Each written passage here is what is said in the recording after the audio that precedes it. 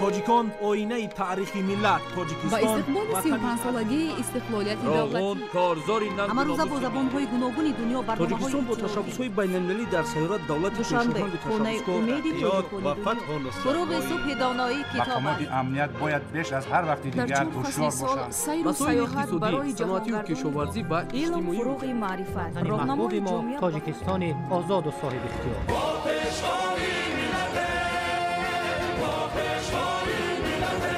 دوست باشید، اتفاق باشید، شکرانه همین دولت کنید، شکرانه همین سرزمین کنید، شکرانه کنید که چنین وطن عزیز و محبوب دارید.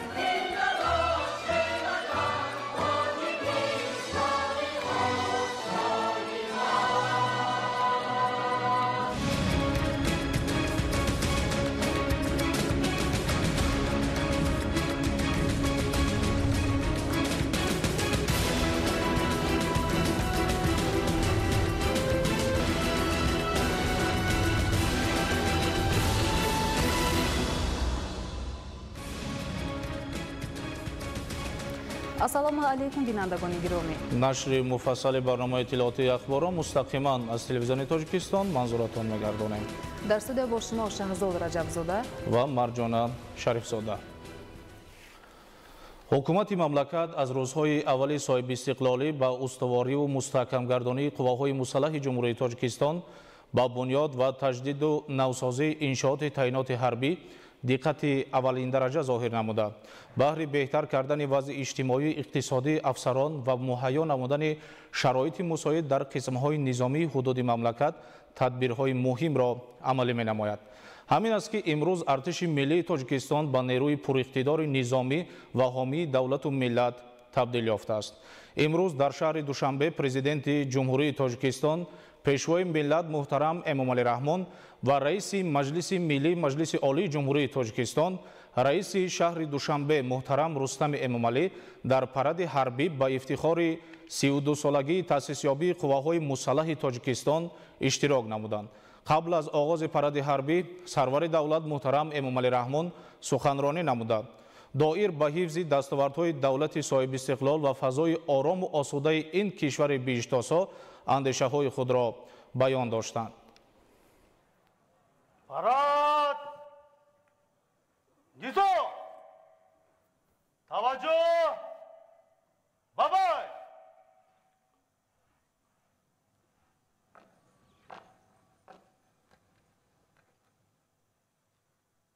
محترم اساسگزار صلح و وحدت ملی پیشوای ملت پرزیدنت جمهوری تاجیکستان سرفرمانده عالی قواهای مسلح جمهوری تاجیکستان قشونهای گردیزان دوشنبه با مناسبت 32 سالگی تأسیس یابی قواهای مسلح جمهوری تاجیکستان برای پرد حربی صف آراستند. وزیر مدافع جمهوری تاجیکستان گنرال لیتنانت صابرزاده.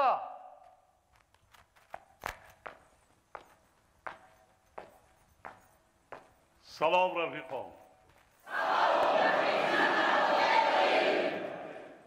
شما را با مناسبت 32 سالگی تأسیس یابی قواهای مسلح جمهوری تاجیکستان تبریک می‌نمایم.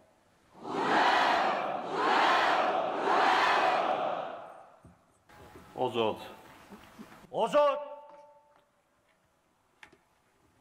محترم گنرال ها و افسران و سربازان قواهای مسلح، خدمتچیان حربی و کارمندان مقامات حفظی حقوق،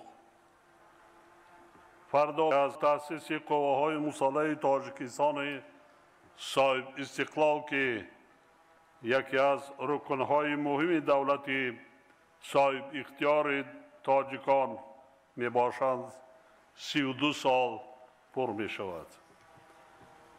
همه شما خدمتچیان حربی قواهای مسلح، دیگر ساختارهای نظامی و مقامات حفظی حقوق مملکت را به مناسبت این صحنه تاریخی جشن فرزندان دلیر و شجاع وطن صمیمانه تبریک میگویم. با افتخار و قناعتمندی ابراز می‌دارم که هیئت شخصی قوای مسلح در مدت 32 سال سپری گردیده حفظ استقلال و آزادی مملکت، حمایه مرز و بوم سرزمین آزادی، امنیت دولت و جامعه، صلح و آرامی و ثبات سیاسی را در کشور جوانمردانه و با صداقت به خلق وطن تامین کرده ایستادند. در هر دور زمان حمایه وطن و حیات آسایشته مردم برای هر یک جوانمرد با ننگ و ناموس وظیفه مقدس و وظیفه پرشرف به حساب می رود. تاجیکان از زمانهای خیلی قدیم همچون ملت فرهنگی و صلح صاحب معرفت و تمدن ساز و آبادکار و سازنده شناخته شدند. ولی در طول تاریخ چندین هزار ساله ملت ما فرزندان دلیر و فداکار آن از قبیل مقنع، سپیتامین، دیوشتیج و تیمور ملیک، واسع و هزاران نفر دیگر برای حمایه سرزمین مقدس اجدادی قهرمانی و جانثارا کردند و به نسل‌های امروزه از خود نمونه عبرت جاودانی باقی گذاشتند. از روزهای اول اعلان گردیدن استقلال دولتی و تشکیل دولت صاحب اختیار تاجیکان مسئله تأسیس دادن قوای مسلح در نزد حکومت مملکت همچون وظیفه اولین درجه قرار داشت. ولی مشکلات سخت و سنگین ابتدای دوره صاحب استقلالی خصوصاً مخالفت‌های شدید سیاسی و جنگ تأمینی شهروندی به اجرای این وظیفه امکانیت ندادند. تنها بعد اجلاس تقدیرسازی 16 شورای عالی و انتخاب گردیدن رهبریت نوی سیاسی کشور برای برقرارسازی ساخت کنیسانی، فعالیت ساختارهای فلج شده حاکمیت دولتی و گذاشتن زمینه‌های حقوقی و اعتدال آوردن وضعیت نخستین اقدامات صورت گرفتند. از جمله 18 دکبر سال 1992 با امضای فرمان ریاست شورای عالی درباره تأسیس قوای مسلح جمهوری تاجیکستان تشکیل اولین ساختارهای ارتش ملی تاجیکستان صاحب استقلال آغاز گردید و قواهای مسلح همچون نهاد اساسی حفظ ساخت کنیستانی و تمامیت ارضی مملکت فعالیت خود را از صفر آغاز کردند. با وجود مشکلات زیاد اقتصادی و مالیوی، اینچنین نبودن افسران و متخصصان کسبی، ما با تشکیل جزء تام‌ها قسم واحدهای علاهده و با تکنیک و تجهیزات حربی تأمین کردن آنها شروع نمودیم. بارها گفتم و حالا تکراراً خاطر نشان می سازم که در کشور تازه استقلال ما در آن روزها برای تأسیس دادن ارتش کسبی عادی ترین زمینه مادی و تکنیکی وجود نداشت. صرف نظر از همه این نارسایی و مشکلات 23 فوریه سال 1993 یعنی 32 سال قبل از این اولین پرد حربی ارتش ملی برگزار گردید و خدمتگزار حربی قوای مسلح نو تأسیس مملکت با افتخار از آن گذشتند. باید گفت که قواهای مسلح دیگر ساختارهای حربی و مقامات حفظ حقوق تاجیکستان در ایام نهایت حساس و تقدیرساز سالهای اولی صاحب استقلالی، خصوصا در دوره جنگ تحمیلی شهروندی که خطر پراکنده شوی ملت و از بین رفتن دولت تاجیکان را واقعا به میان آورده بود، قرض وطنداری خیش را صادقانه اجرا کردند. با شرافت دلیری و شجاعت و فداکاری و متانت آنها حمایه استقلال دولتی، یک پارچگی مملکت و اعتدال آوردن وضعیت، برقرارسازی صلح و ثبات و به ضرر گردانیدن گروه‌های مسلح اکستریمیستی و تروریستی تامین گردید و برای زحمت سازنده مردم کشور شرایط و امکانات ضروری فراهم آورده شد. ما امروز افتخار داریم که ارتش ملی تاجیکستان صاحب استقلال با ساختار متشکل نیرومند، منظم و مجهز و با یکی از رکنهای مهم دولتداری نوین تاجیکان مبادل گردیده است و قادر است که یکجا با دیگر ساختارهای حربی و مقامات حفظ حقوق کشور بزرگترین نعمت زندگی مردم تاجیک، استقلال دولتی و دستاوردهای تاریخی آن، صلح و آرامی، ثبات سیاسی، وحدت ملی و زندگی آسوده خلق تاجیکستان را همچون سپری با اعتماد حمایه نماید.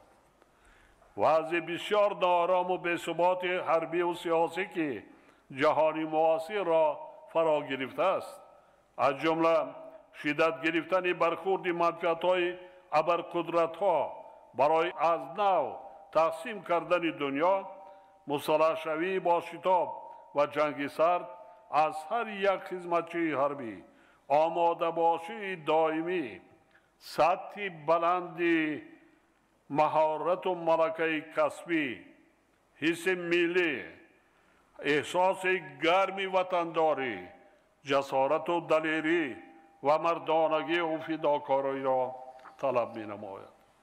این چنین وسعت بی سابقه پیدا کردن فعالیت حرکت و گروه های اکستریمیستی و تروریستی، قاچاق مواد مخدر، جنایت های کیبری و دیگر جنایتکاری های متشکل فراملی، وظیفه و مسئولیت خدمتچیان حربی و کارمندان مقامات حفظ حقوق را بیش از پیش مهم و مبرم می‌گردانند. در چنین شرایط رعایت بیچون چرای طلبات آیین‌نامه‌های حربی، انتظام و ترتیبات و تأمین نمودن ولایت قانون در تمام جزء و طامهای نظامی شرط اساسی نیرومندی و موفقیت قواهای مسلح می باشد.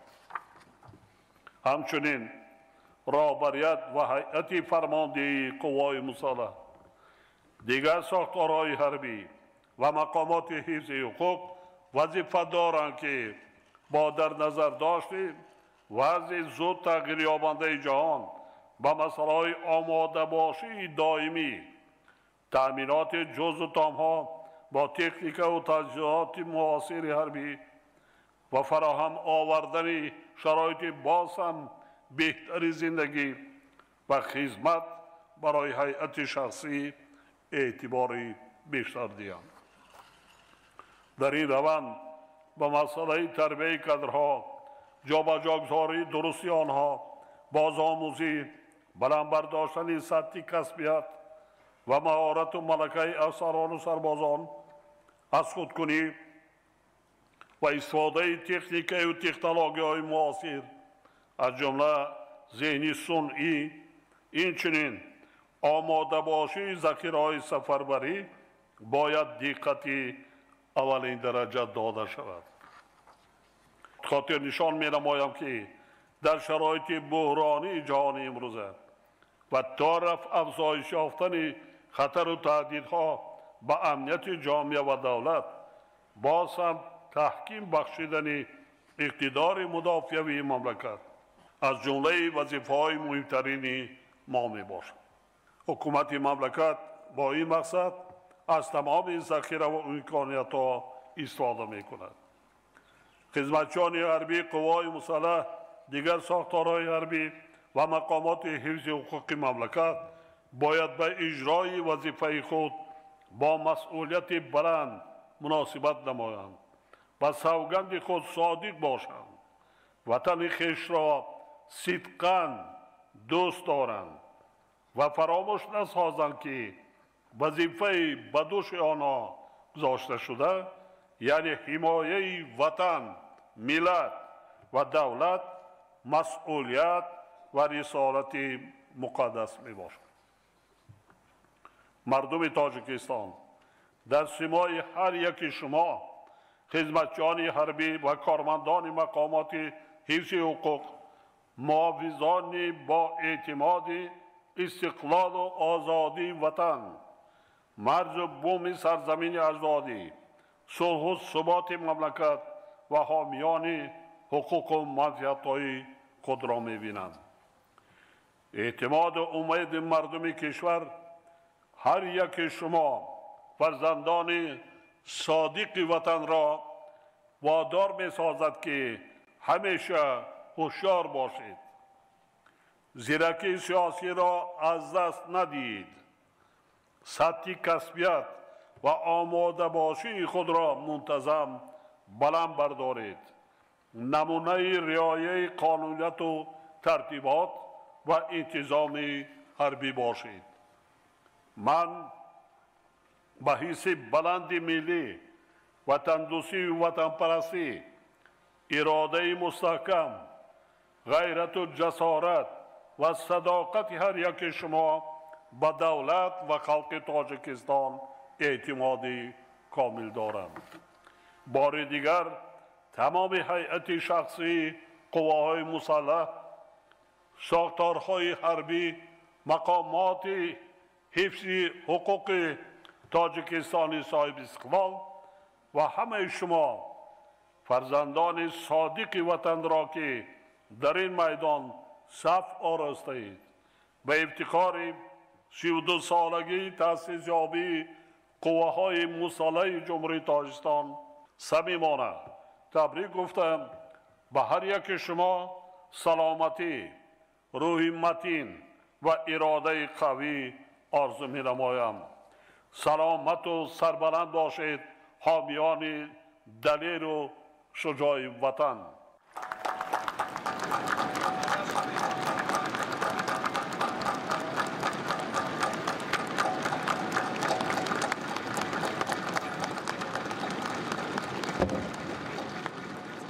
به اساسگذار صلح و وحدت ملی، پیشوای ملت، پرزیدنت جمهوری تاجیکستان، سرفرمانده عالی قواهای مسلح، شرف!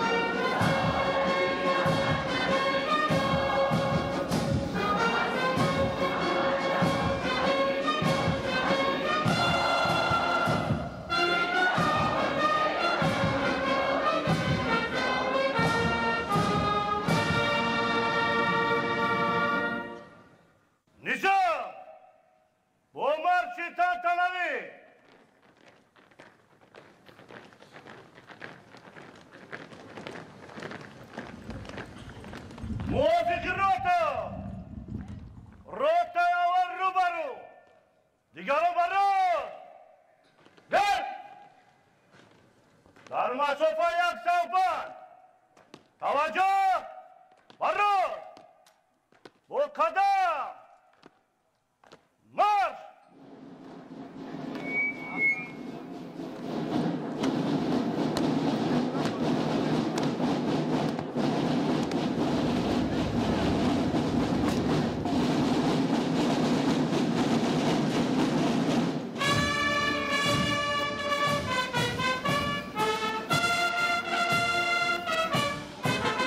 به مناسبت تجلیل از 32مین سالگرد تأسیس یابی قوه‌های مسلح با امر فرماندهی پرد و تحت ساز و نوای ارکستر حربی نفسی گذشت نظامی را یک دسته نظامیان جوان و نورس شنوندگان لیسه حربی وزارت مدافع مملکت رسما آغاز بخشیدند.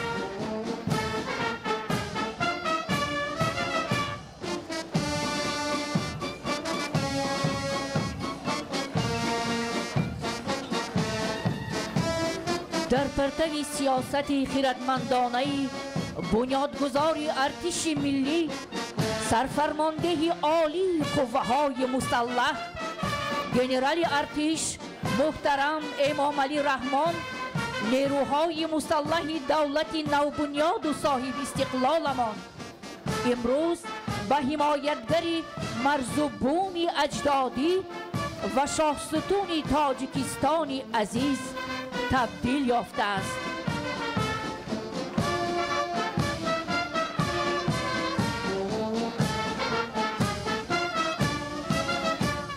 در کاری وطن پیمان پاک از تو توان از من از بحر وطن قربان سر از تو و جان از من در حفظ وطن هر دم بیداری و هوشیاری هر شام و سحر از تو هر روز و شبان از من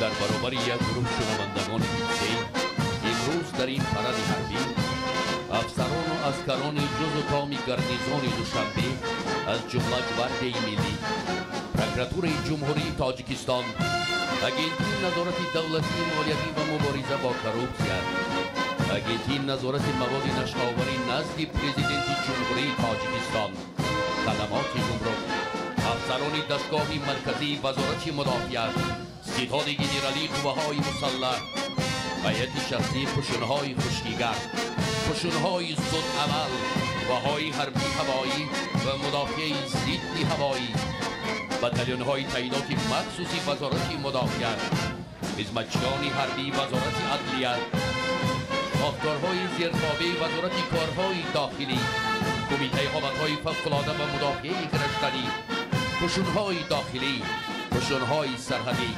کورسانتان مؤسسه های عالی تعلیمی حربی ساختارهای قدرتی و مقامات حفظ حقوق کشور زنان و بانوان ارتش ملی و واحدهای تعینات مخصوصی کمیته دولتی امنیت ملی که شماره عمومی آنها را زیاد از 10,000 نفر تشکیل می‌دهند گذشت نظامی دایی می‌نمایند.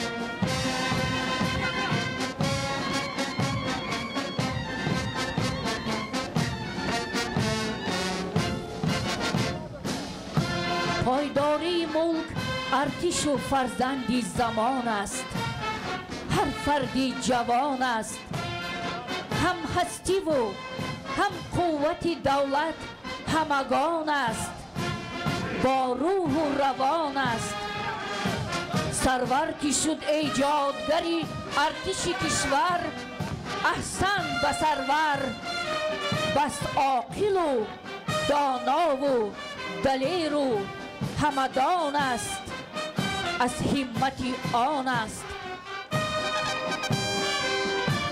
دولت چوزی مرز است همه یک یگانه این است نشانه با ارتش خود ملک همیشه به امان است گرچند گران است بر دشمن قتال چی سرباز و چی افسر هرگز ندهد سر.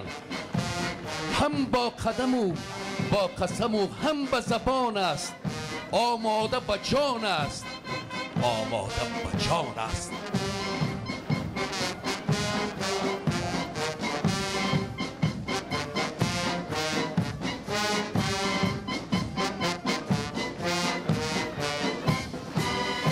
خوشبختی دولت و ملت و ساکنان این سرزمین مقدس است که امروز قدرت و توانایی تمام ساختارهای قدرتی و مقامات حفظ حقوق مملکت به طلبات زمان معاصر مطابق گردانیده شده. این زمان خدمتچیان حربی قوه‌های مسلح جمهوری با اراده قوی و آماده باشی خوب جنگی از هر لحاظ تحکیم و تقویت یافتند.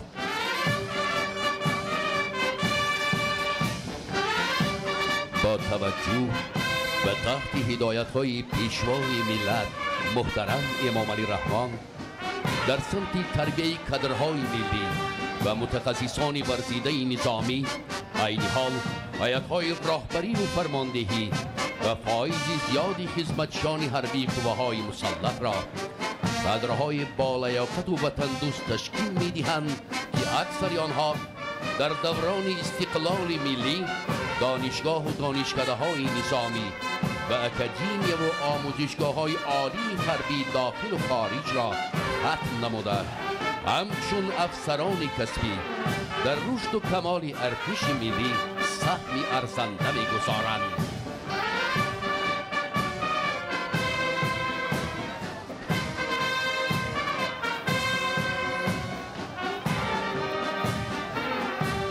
قسم به نام مادر و به ملتم، قسم به نام سرور و به دولتم، قسم به قطره‌های خونی پیکرم، قسم به هر مقدسات کشورم، قسم قسم به پرچم و نشان تو، قسم به مغز ریزه های نان تو، قسم به عزم خلق صلح پرورم، قسم به سرزمینی وحدت آفرم.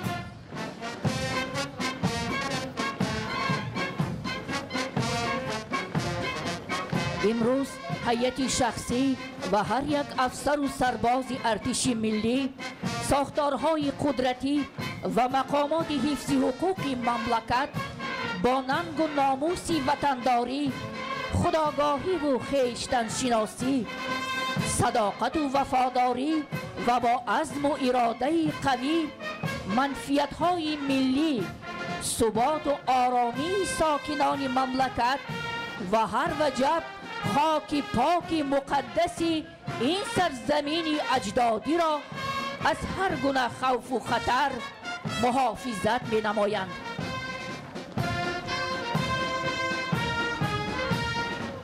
از توجه غمخوری‌های پیوسته پیشوای ملت، سرفرمانده عالی قوه‌های مسلح ژنرال ارتش محترم امام علی رحمان است که امروز هزارها نفر متخصصان ورزیده نظامی، نشانگیر سنایپرها، اکیپاژ تکنیک‌های وزنی زیر پوش جنگی، هوانوردان حربی، پاراشوتیستان، مینه‌جویان، نشانگیر و تیرانداز و دیگر اختصاص‌های مهم و معاصر نظامی از حساب افسران و سربازان آماده گردیده برای حمایه تاجیکستان عزیز و پایداری صلح و ثبات در هیئت ارتش ملی صادقانه و صافدلانه خدمت می‌نمایند.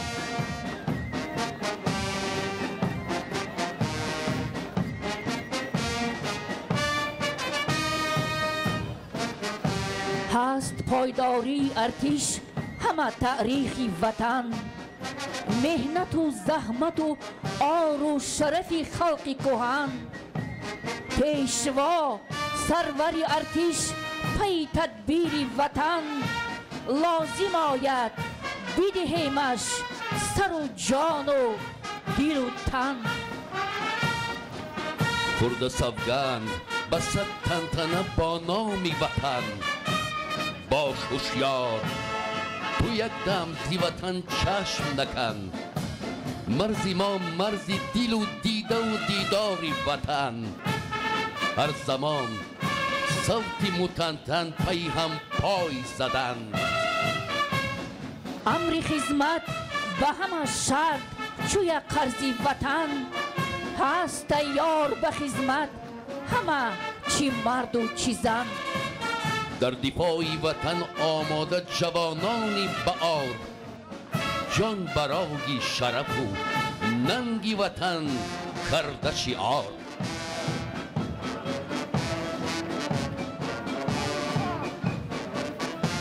قوه‌های مسلح جمهوری تاجیکستان یکی از دستاوردهای مهم استقلالیت دولتی به حساب رفته.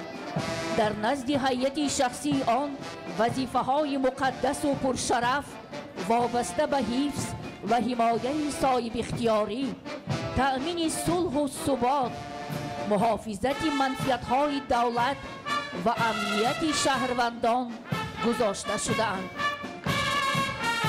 سطح بلندی کسبی و آمادگی و آماده باشی جنگی هیئت شخصی قوه‌های مسلح در هر دور و زمان از تعلیم و تربیت خوبی افسران و سربازان، رعایت طلبات آیین‌نامه‌های عمومی حربی، انتظام قطعی، تکمیل دادن مهارت کسبی، هوشیاری و زیرکی سیاسی و به درک بلندی و تندرستی و صداقتمندی خدمتچیان حربی وابستگی مستقیم دارد. زیرا این عامل‌ها اساس پایداری قوه‌های مسلح، جزء مهمترین دولتداری ملی و سپری با اعتمادی وطن عزیزمان می باشد. سرباز وطن هوشیار به مرزی وطن است. ناترس و دلیر و جان فدای وطن است. در جنگ به دشمنی وطن مظفر است. تن کرده سپر به جان هر هموطن است. سرباز وطن محافظ این وطن است. شیربچه و شیرپیکر زوری وطن است. هر دشمن گر به قصد غصبی وطن است. ره گم زده و شکسته و در بدر است.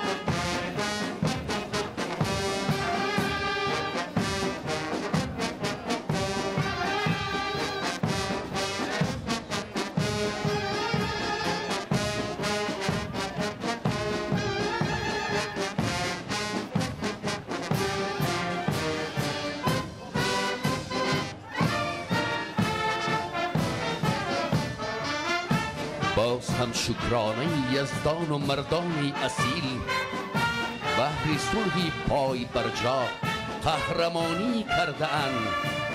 گردن نومیدی 100 ساله را بشکستند. بهر خاک پاک کشور جان فدایی کرده اند. وطن خواند تو را هر یک عدالت پروری دنیا. امان بادا سرت تا که امان ماند سری دنیا.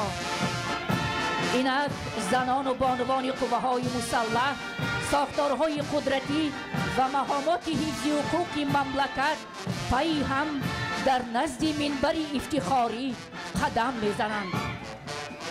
زنان و بانوان در همه دوره‌های دولتداری تاجیکان در برابر حمایت از شرف و ناموس خود، اینچنین برای زندگانی شایسته، تولید نسل سالم و سازنده، پیشرفت و آبادی تاجیکستان در تعلیم و تربیت سربازان جوان و بلند برداشتن قدرت دفاعی کشور عزم قوی و رسالتی بی‌نظیر دارند.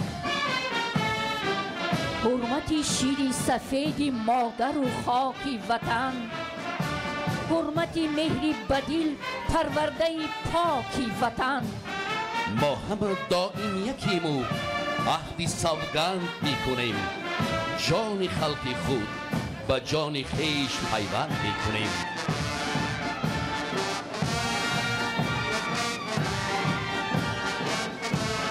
امروز مردم شریف تاجیکستان صاحب اختیار در سیمای خدمتچیان غربی قوه‌های مسلح مملکت فرزندان باننگ و ناموس و دلیر و شجاع خود را می‌بینند و خدمت‌های شبانه روزی افسران و عسکران میهن را قدر کرده از محافظان وطن خویش افتخار می‌نمایند. واقعا امروز با سرفرازی و اعتماد و باوری می توان گفتی قوه‌های مسلح تاجیکستان دیگر نه آن ارتشی است که سالهای 93 اصل گذشته بود، بلکه در دوران استقلال دولتی ارتش ملی تاجیکستان عزیز با سبقهای اندوخته و تجربه کس نبوده علاقه سنجش‌های سخت و سنگین را پشت سر کرده تحت راهبری سرور غمخوار خود پیشوای ملت محترم امام علی رحمان در روحیه صداقت به وطن کنستیتوسیا پرزیدنت کشور سوگند حربی و در جاده اجرای تمامی وظیفه‌های پرمسئولیت خدمتی و کفیل بی‌خطری دولت و ملت تبدیل یافته است. ما چو سربازی وطن با عهد و پیمان صف کشیم، حامیان کشوریم و تحت فرمان صف کشیم. کار تشکیل ارتش ملی ما سرورزی هیچ بهر امر پیشوای تاجیکستان صف کشیم. نسبت ما در وطن هر فرد را مردی کند، امر و فرمان است بهر قرض وجدان صف کشیم. در دفاع منفیت‌های وطنداران مدام بهر حفظ قدر و آزادی انسان صف کشیم.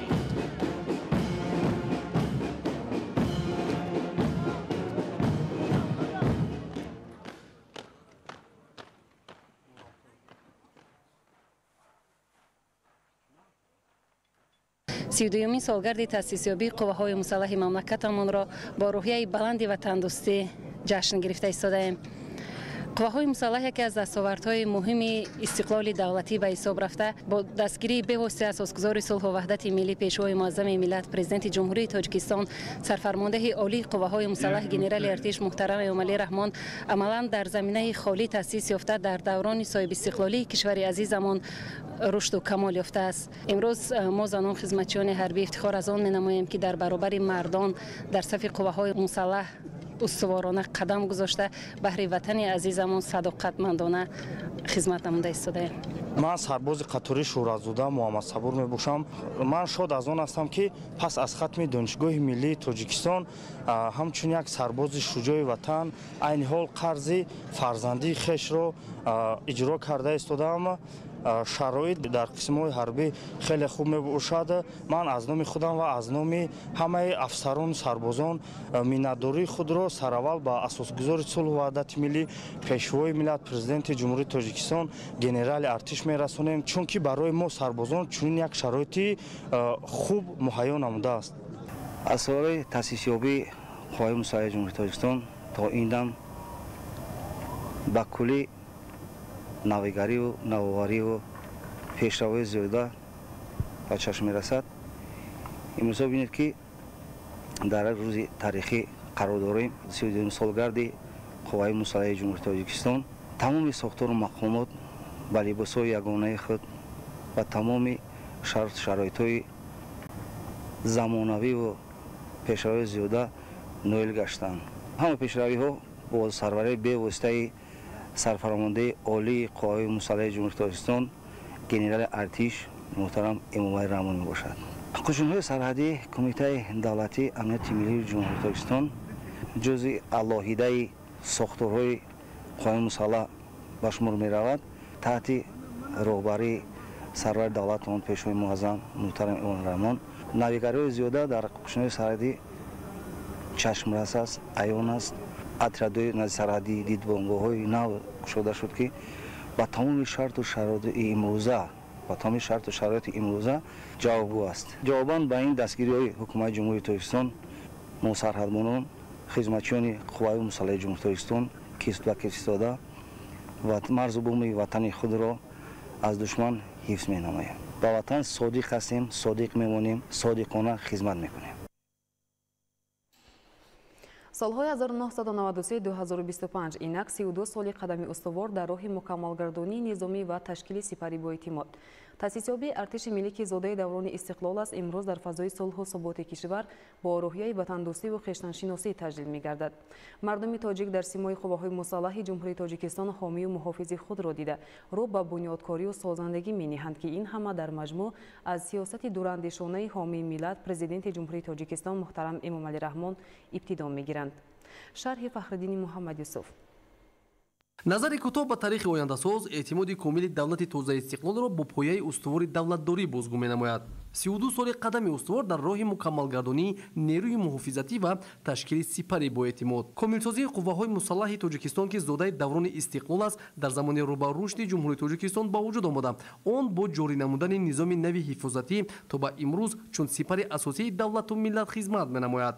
ёдоварии пайваста аз таърихи ташаккулёбӣ ва марҳилаҳои тайшуда, умуман раванди асоснокунии нерӯи муҳофизатӣ ки имрӯз аллаки артиши миллӣ муаррифӣ мегардад, на бо асоси базавӣ, балки бо рӯйдоду омилҳои дигари тақдирсоз аз рӯи рӯҳияи баланди хештаншиносӣ ва садоқат ба ватан мукаммал гардид. дар ҷараёни таърихи ташкилёбии қувваҳои мусаллаҳи ҷумҳурии тоҷикистон ки заруратро чун кишвари соҳибистиқлол ба вуҷуд овард, пояҳои ҳифозатӣ аз ҷумла ҷузъутомҳои мухталиф ташкил шуда, дар замони соҳибистиқлолии ҷумҳурии тоҷикистон бо муҳайё намудани имконоти муосири хизмату дифои арзишҳои миллӣ иқтидори муҳофизатӣ мукаммал гардонда шуд. қадамҳои устувор дар роҳи барқарор намудани суботу оромии ҷомеа, тақвияти сохти конститутсионии кишвар ва дар натиҷа ташкили нерӯи боэътимоди муҳофизатӣ, тавлиди як ниҳоди комили муҳофизатӣ ки имрӯз боиси ифтихори давлатдорӣ аст. дар ин давра аз рӯи марҳилаҳои муайян ба даст омад. асос он аст ки барои ташаккули қудрати муҳофизатӣ умуман заминае вуҷуд надошт. дар замони навини давлатдории тоҷикон ки ҷумҳурии соҳибистиқлолро вазъи печидаи ҳарбӣ, сиёсӣ ё худ муноқишаҳои дохилӣ фарогир буд, тоҷикистони тоза истиқлол дар пайи фарогир намудани субот дар кишвар бо роҳбарии фарзанди бароманди сарзамин ба мукаммалсозии иқтидори қувваҳои мусаллаҳ шурӯъ намуд. ҳамин тариқ ташкили сипари боэътимоди муҳофизатии ҷумҳурии тоҷикистон танҳо бо иродаи қавӣ оғоз шуд. роҳбарияти давлату ҳукумати тоҷикистон аз рӯзҳои нахустини таъсисёбии артиши миллӣ дар самти фароҳам овардани заминаҳои муосири меъёрии ҳуқуқӣ, асосҳои зарурии моддию техникӣ, ташаккул ва такмили сохтори идоракунии ҷузъутомҳо, бунёду навсозӣ ва муҷаҳҳазгардонии инфраструктур, инчунин таълиму тарбияи мутахассисон ва кадрҳои баландихтисос тадбирҳои зиёдеро амалӣ намуд. ҳоло иқтидори мудофиавии ҷузъутомҳои қувваҳои мусаллаҳи ҷумҳурии тоҷикистон аз лиҳози таъминот бо кадрҳои соҳибтахассуси ҳарбӣ ва техникаву таҷҳизоти ҳарбӣ хеле мустаҳкам гардидааст. аз рӯзҳои аввали таъсисёбӣ таъминоти қувваҳои мусаллаҳи ҷумҳурии тоҷикистон бо техникаи ҳарбӣ дар маркази диққати ҳукумати ҷумҳурии тоҷикистон қарор гирифта, дар муддати солҳои соҳибистиқлолӣ бо маблағгузории ҳукумати мамлакат техникаҳои муосири ҳарбӣ ва таҷҳизоти замонавии муҳофизативу ҷангӣ дастрас гардидааст. ҷорӣ намудани низом, тақвияти иқтидор ва пурасозии базаи моддию техникии қувваҳои мусаллаҳи ҷумҳурии тоҷикистон дар замони устуворсозии қадамҳои давлатдорӣ дар самти рушди иҷтимоиву иқтисодӣ амалӣ карда шуд. замони соҳибистиқлолӣ барои ҳомиёни ватан ки имрӯз дорои иқтидори комили муҳофизатӣ мебошанд, давраи мутобиқшавӣ ба меъёрҳои муосир ва комилгардонӣ дониста мешавад. дар ин давра бо таваҷҷӯҳи хосаи роҳбарияти давлату ҳукумати мамлакат ҷузъу томҳо бо сохторҳои муҳим мукаммал гардида, ҳамаи он бо технологияи замонавии санҷишиву муҳофизатии ҳарбӣ, алоқа ва лавозимоти пешқадам ҷиҳозонида шудааст. айни ҳол мукаммалсозии қувваҳои мусаллаҳи ҷумҳурии тоҷикистон таҳким ёфта, дифои арзишҳои миллӣ, сулҳу субот аз рӯи таҷрибаи бои афсарону аскарони соҳиблаёқат таъмин карда мешавад. қувваҳои мусаллаҳи ҷумҳурии тоҷикистон ҳама давраҳои бунёдии худро нуқта гузошта, ба марҳилаи нави мувофиқасозии сохтори худ ба воқеияти амнияти байналмилалӣ ва минтақавӣ расидааст. дар давраи ташаккул ва мукаммалгардонӣ қувваҳои мусаллаҳи ҷумҳурии тоҷикистон бо такя ба сиёсати созандаи президенти ҷумҳурии тоҷикистон ба як нерӯи аслии муҳофизатӣ, ба сипари миллӣ табдил ёфт ки чун иқтидори боэътимоди миллат пазироӣ мегардад ва тоҷикистон бо пойдории оромиву субот кишвари мустақилу тавоно ва қудратманд дар минтақа низ баҳо мегирад. артиш кафили амнияти оромӣ ва бақои давлатдорӣ. муҳимтарин дастоварди давлатдории навини тоҷикон ин таъсиси қувваҳои мусаллаҳи ҷумҳурии тоҷикистон мебошад ки бо талоши хастагинопазири президенти ҷумҳурии тоҷикистон пешвои миллат муҳтарам эмомалӣ раҳмон дар заминаи хушку холӣ аз сифр ба он бунёд гузоштанд. имрӯз инфрасохтури қувваҳои мусаллаҳ аз ҳама ҷиҳат таъмин гардида мутахассисони соҳибкасб дар вазифаҳои муҳими низомӣ ҷалб гардиданд ва хоки поку муқаддаси ватанро чун гавҳараки чашм ҳимоя мекунанд. ба муносибати 32-мин солгарди таъсисёбии қувваҳои мусаллаҳи ҷумҳурии тоҷикистон дар вазорату кумита, идораву ташкилот, муассисаҳои олии таълимӣ ва шаҳру ноҳияҳои ҷумҳурӣ чорабиниҳои тантанавӣ баргузор гардиданд ки аз ҷараёни онҳо хабарнигорони мо гузориш медиҳанд. ба муносибати 32-солагии рӯзи таъсисёбии қувваҳои мусаллаҳи ҷумҳурии тоҷикистон дар бригадаи посбоникунандаи сарраисоти иҷрои ҷазои ҷиноятии вазорати адлияи ҷумҳурии тоҷикистон тадбирҳои ҷашнӣ роҳандозӣ шуданд. дар ин рӯз барои ҷавонони синни даъват, хонандагони муассисаҳои таҳсилоти миёнаи умумӣ ва тарбиятгирандагони муассисаҳои томактабӣ экскурсия ташкил карда шуд. иштирокчиёни чорабинӣ бо намоиши лавозимоти низомӣ шинос шуданд. аз ҷониби кӯдакон ба сарбозон тӯҳфаҳои хотиравӣ супорида шуд. иштирокдорони чорабинӣ ҳамзамон аз шароити будубош имконоти муосири хизмати ҳарбӣ дидан намуданд. дар доираи баргузории ҳамоиш байни афсарону сарбозон мусобиқаҳои гуногуни варзишӣ гузаронида шуд. сарбозон маҳорати касбии худро дар истифодаи силоҳҳо муаррифӣ намуданд. иштирокчиёни чорабинӣ аз ин лаҳзаи ифтихорӣ ва шодиву фараҳ таъссуроти фаромӯшнашаванда бардоштанд. ин тадбир ба хотири боло бурдани эҳсоси ватандӯстии наврасону ҷавонон амалӣ шудааст. имрӯз ҷавонони далеру шуҷои ватан баҳри ободии тоҷикистон, таҳкими амнияту субот ва пешрафти рӯзафзуни мамлакат ҷаҳду талош варзида, қарзи фарзандии худро дар назди ватан модар ба таври шоистаю намунавор иҷро менамоянд. таъкид гардид ки ҷавонон маҳз тавассути хизмат дар қисмҳои ҳарбӣ ҳамаҷониба обтоб ёфта чун ҷавонмардони шуҷои ватан ба камол мерасанд ва дониши сиёсии онҳо баланд гашта адои хизматро дар ҳифзи марзу буми тоҷикистон барои худ шараф ва ифтихор медонанд. бо таваҷҷӯҳ ва дастгириҳои пайвастаи пешвои миллат, президенти ҷумҳурии тоҷикистон муҳтарам эмомалӣ раҳмон ҷузъу томҳои қисми ҳарбии 6593 ба як нерӯи муқтадир табдил ёфта ҷиҳати адои хизмати ҳарбӣ ба афсарону сарбозон тамоми шароитҳои низомӣ ва моддию маишӣ фароҳам оварда шудааст.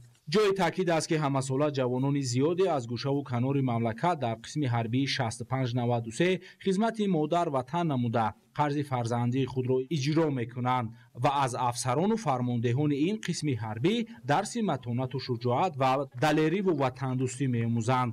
афсарону сарбозони қисми ҳарбии 6593 сарраисати иҷрои ҷазои ҷиноятӣ дар парадҳои ҳарбии қувваҳои мусаллаҳи ҷумҳурии тоҷикистон ки ба ифтихори санаҳои фархонда роҳандозӣ мешавад иштирок намуда маҳорату касбияти баланд нишон медиҳанд.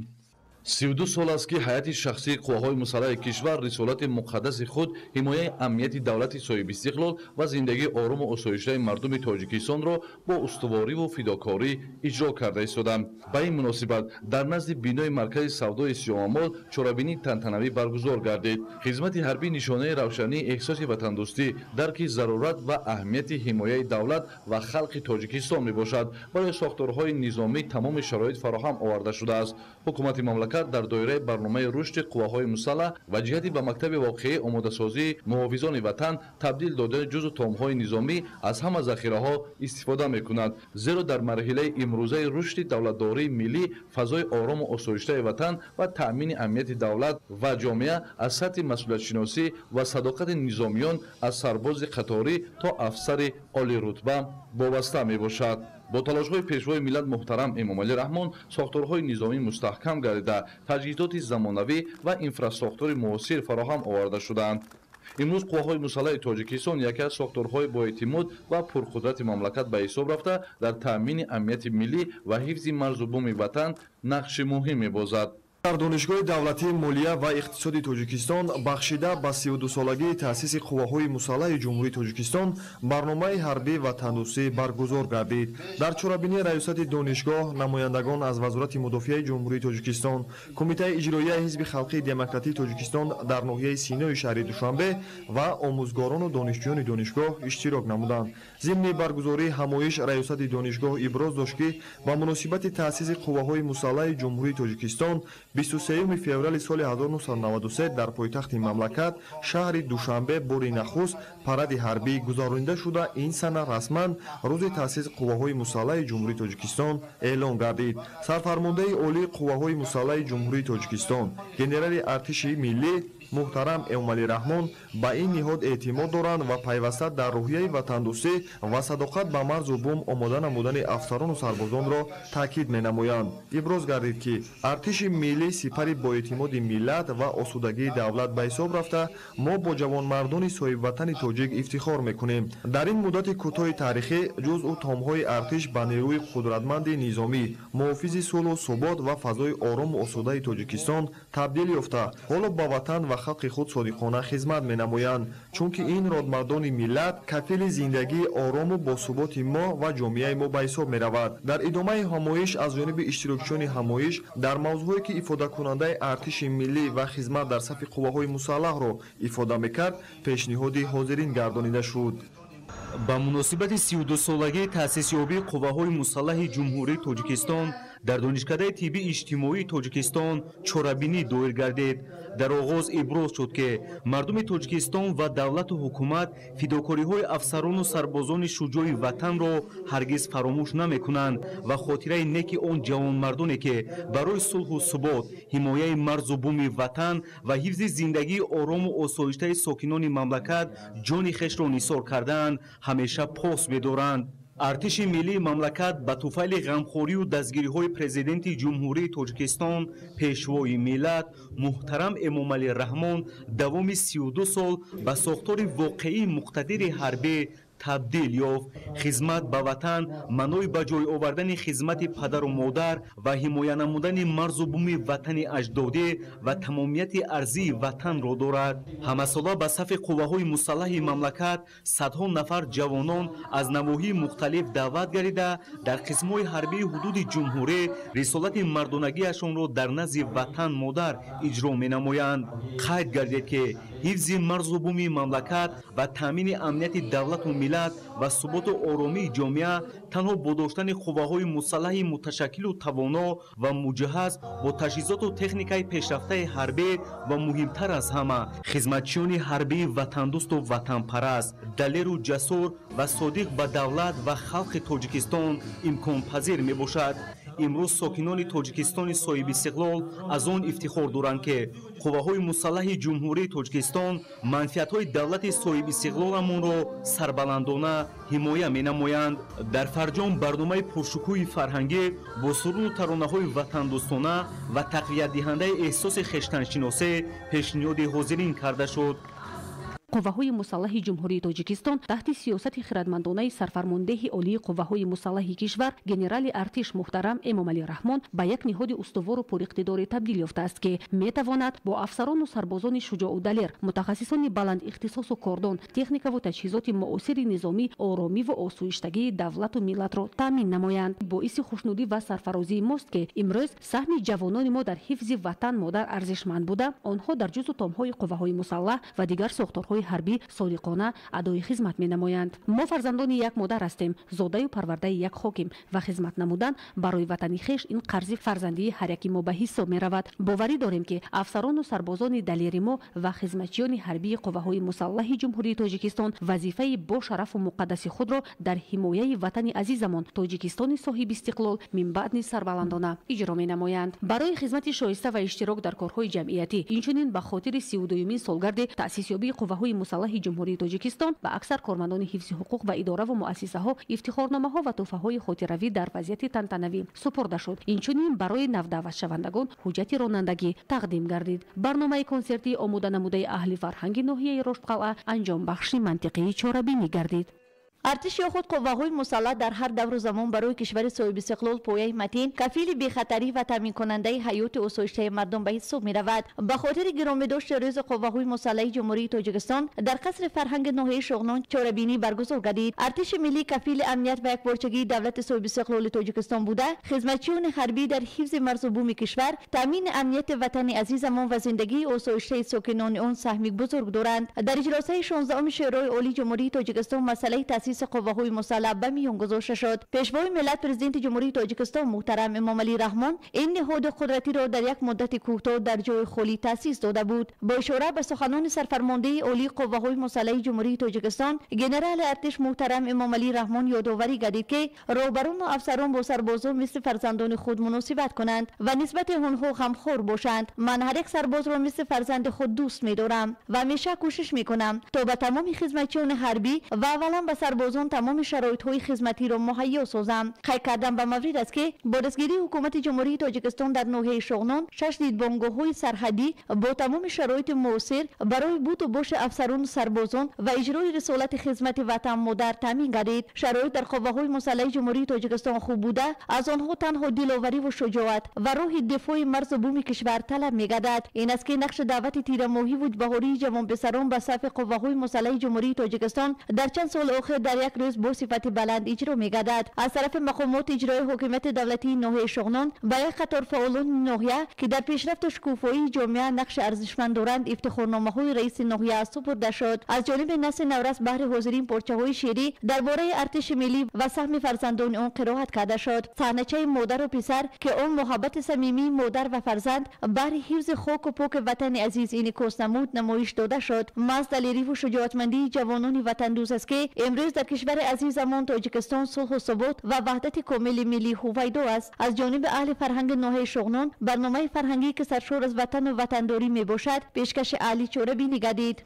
ساکنان ناحیه رشان روز تأسیسیابی ارتش ملی جمهوری تاجیکستان را با تنتنه پیشواز گرفتند. به افتخار این جشن راهپیمایی دایر گردید. در راهپیمایی همه ساکنان مرکز ناحیه رشان در برابر سربازان، کارمندان حفظ حقوق و طالب علمان مؤسسه‌های تحصیلات میانه عمومی شرکت ورزیدند. زیر نوای موسیقی حربی و با پرچم‌های تاجیکستان راهپیمایان از مرکز ناحیه راه نمودند. راه آنها سرودهای مضمون وطن دوستی داشته را می‌سرودند. باید قید نمود که ساکنان ناحیه رشان در همه معرکه‌های سیاسی و فرهنگی دائم و فعالانه شرکت ورزیده سیاست پیشگرفته راهبریت عالی کشور را در تامین نمودن صلح و ثبات طرفدار میباشند. بعد راهپیمایی در تالار قصر فرهنگ ناحیه رشان جمامت تنتنوی برگزار گردید. تأسیس ارتش ملی یکی از رکن‌های اساسی پایداری دولت بوده. از طرف اساسگذار صلح و وحدت ملی پیشوای ملت پرزیدنت جمهوری تاجیکستان محترم امام علی رحمان با بهتر نمودن شرایط خدمتی و معیشی هیئت شخصی آن دقت زیاد داده می شود.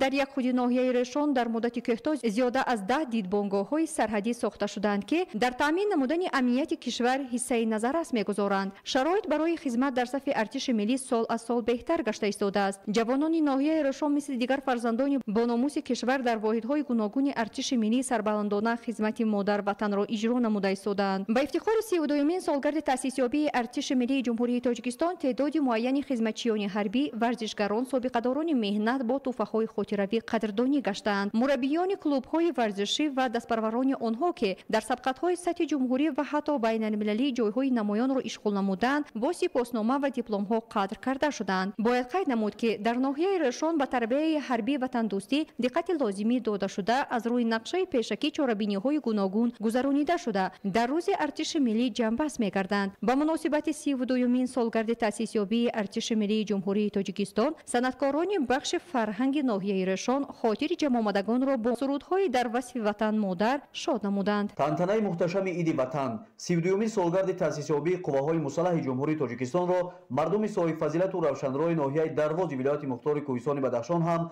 در همبستگی با افسران و سربازان قسم‌های حربی در ناحیه بوده سراسر قشون‌های سرحدی امنیت ملی جمهوری تاجیکستان وزارت مدافعه مملکت با افتخار از توجه خاص و روزافزون پیشوای معظم و فیض‌پرور ملت президенти ҷумҳурии тоҷикистон сарфармондеҳи олии қувваҳои мусаллаҳи ҷумҳурӣ генерали артиш муҳтарам эмомалӣ раҳмон ба таҳкими нерӯи мудофиавии кишвар ҳифзи дастовардҳои даврони соҳибистиқлолӣ таъмини амнияти осоиштагии рӯзгор ҳимояи марзу бӯми ватан ва фароҳамсозии шароити мусоиди хизмати содиқонаи модар ватан дар маркази ноҳия аз хур то бузурги диёри дарвоз истиқбол намуданд. имрӯз сокинони дарвоз чун сокинони сартосарии тоҷикистони ободу озод 32-юмин солгарди таъсисёбии қувваҳои мусаллаҳи ҷумҳурии тоҷикистонро ки ба як нерӯи қудратманду тавоно табдил ёфтааст ҷашн гирифта ёд аз он менамоянд ки таи гузаштаи солҳо барои қувваҳои мусаллаҳи мамлакат зинаи сайю талошҳо ранҷу заҳмат ва худфидоиҳо барои расидан ба мақсадҳои наҷибу арзишманди мулкдорию мулксозӣ буд.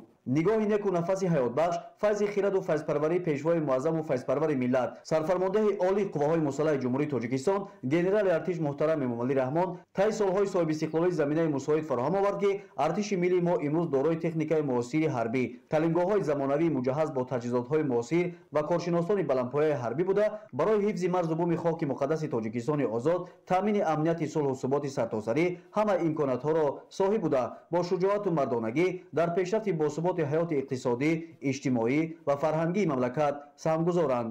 бо анҷоми тантанаи идонаи фармонравоён афсарону сарбозони шуҷоъву далери ватан собиқадорони ҷангу меҳнат бо ифтихорномаҳову тӯҳфаҳои хотирмони ҷашнӣ мушарраф гардиданд. хидматгузории аҳли фарҳангу ҳунари дарвоз анҷомбахши ин тантанаи бошукӯҳи идона буд ки боиси болидахотирии баъзинишинони иди ватан гардид. имрӯз роҳбарияти мақомоти иҷроияи ҳокимияти давлатии вилояти хатлон ва намояндагони мақомоти ҳифзи ҳуқуқу тартибот бо шароити хизмати ҳарбӣ дар қисми ҳарбии 07-07 вазорати мудофиаи ҷумҳурии тоҷикистон дар ноҳияи кушониён шинос шуда бо афсарону сарбозон суҳбату вохӯрӣ доир намуданд. масъулин ва ҳайати ҳамроҳ аз шароити будубоши сарбозон хобгоҳ ошхона ва дигар ҳуҷраҳои ёрирасонро боздид ба масъулин ҷиҳати фароҳам овардани шароити беҳтари хизмати ҳарбӣ ва ҳавасмандгардонии афсарону сарбозон тавсияҳои судманд доданд. зимни суҳбат роҳбарияти вилоят изҳор доштанд ки давлату ҳукумат ба масъалаи мустаҳкам намудани иқтидори мудофиавии кишвар ва беҳбудии шароити сарбозон таваҷҷӯҳи хоса зоҳир менамояд. таъкид шуд ки сарбозону афсарон метавонанд ба ҷуз аз гузарондани машқҳои ҷисмонӣ ва тактикӣ инчунин дар лаҳзаҳои мувофиқ ба китобхонӣ низ машғул шаванд. ба ин хотир раиси вилояти хатлон ба муносибати рӯзи таъсисёбии қувваҳои мусаллаҳи ҷумҳурии тоҷикистон ба қисми низомии 07-07 вазорати мудофиаи ҷумҳурии тоҷикистон дар ноҳияи кушониён китобҳои пурмазмуни бадеӣ тақдим намуданд. сипас иштирокдорон бо ҳадафи ободониву сабзкорӣ дар маъракаи ниҳолшинонӣ иштирок намуда дар ҳудуди қисми ҳарбии ниҳолони сояафкан ва мевадиҳанда шинониданд. сарбозон низ бо эҳсоси баланди ватандӯстӣ дар ин маъракаи ободонӣ саҳм гузоштанд. ҳамчунин ба ифтихори рӯзи артиши миллӣ дар қисми низомӣ ба сарбозону афсарон дастурхони идона ороста шуд. озмуни ҳарбии варзишии ватанпарвар ҳамасова бо мақсади баланд бардоштани сифати ахлоқӣ дӯстиву иттифоқ байни ҷавонон ва аз худ намудани барномаи омодагии ибтидои ҳарбӣ дар синфҳои болоӣ ва омода намудани онҳо барои дифои ватан баргузор мегардад. озмуни мазкур аз ҷониби раёсати кор бо ҷавонон ва варзиши вилоят дар ҳамкорӣ бо раёсати маорифи мақомоти иҷроияи ҳокимияти давлатии вилоят баргузор гардида طبق اطلاع در دور ولایتی خوانندگان صنف‌های بالایی 17 مؤسسه تعلیمی شهر و ناحیه‌های منطقه بختر اشتراک نمودند. در دور ولایتی اشتراکداران از روی نمودهای سفارایی، سلام حربی، با قسم‌ها جدا نمودن یراق تعلیمی، مشق‌های تاکتیکی و دیگر طلبات‌های آزمون بین هم رقابت نمودند. مورد ذکر است که آزمون حربی ورزشی وطنپرور برای تربیت معنوی خوانندگان، ترغیب طرز حیات سالم، انکشاف جسمانی و رشد و تشکل خصلت‌های وطندوستی و وطنپرستی، اینچنین جانبداری کردن نورسان و جوانان تشبثکار، همچون نیروی توانا و با اعتماد و حامی مرز و بوم سرزمین اجدادی زمینه می‌گذارد. در انجام آزمون نمایندگان ریاست کار با جوانان و ورزش ولایت ختلان و دیگر تشبثکاران سخنرانی نمودند. سپس به فعالان و اشتراکچیان این آزمون دیپلم، سپاسنامه و تحفه‌های خاطرمان تقدیم گردید. در دانشکده بین‌المللی لیوکانتی دانشگاه بین‌المللی سیاحی و صاحبکاری تاجیکستان بخشیده به افتخار 32مین سالگرد تأسیس‌یابی قواهای مسلح کشور چرابین‌های ایدانه دایر کرده شد. نخست در صحن این بارگاه علم دانشجویان کافدرای حربی مشق و تمرین‌های گوناگون تاکتیکی نشان داده آمادگی جدی خویش را برای حفظ مرز و بوم کشور بیان داشتند. واقعا هم جوانان امروزه با درک بلند وطنداری همیشه برای حمایت خاک پاک این سرزمین اجدادی تلاش می‌نمایند که نقشی مهم داشته باشند. خدمت حربی نشانه روشن احساس وطندوستی، درک ضرورت و اهمیت حمایت دولت به خلق تاجیکستان میباشد. از مهارت بلند تاکتیکی دانشجویان کافدرای حربی دانشکده به خوبی احساس میگردد که با فراهم بودن شرایط سازگار در این سمت جوانان جسماً و روحاً آب و تاب یافته در پایداری امن و ثبات در آینده ایستادگی کرده میتوانند. همزمان مسئولین و مهمانان از نمایش دستاوردهای سالانه آموزگاران و دانشجویان دانشکده نیز دیدن کرده برای رسیدن به نتیجه‌های بلند اظهار قناعتمندی نمودند. ذکر گردید که پیشوای ملت برای دانش و علم آموزی جوانان همیشه تدبیرجویی کرده. محض به این خاطر چنین مؤسسه‌های عالی کسبی را همسالت در شهر و ناحیه‌های مملکت تعدادشان را افزون می‌گرداند.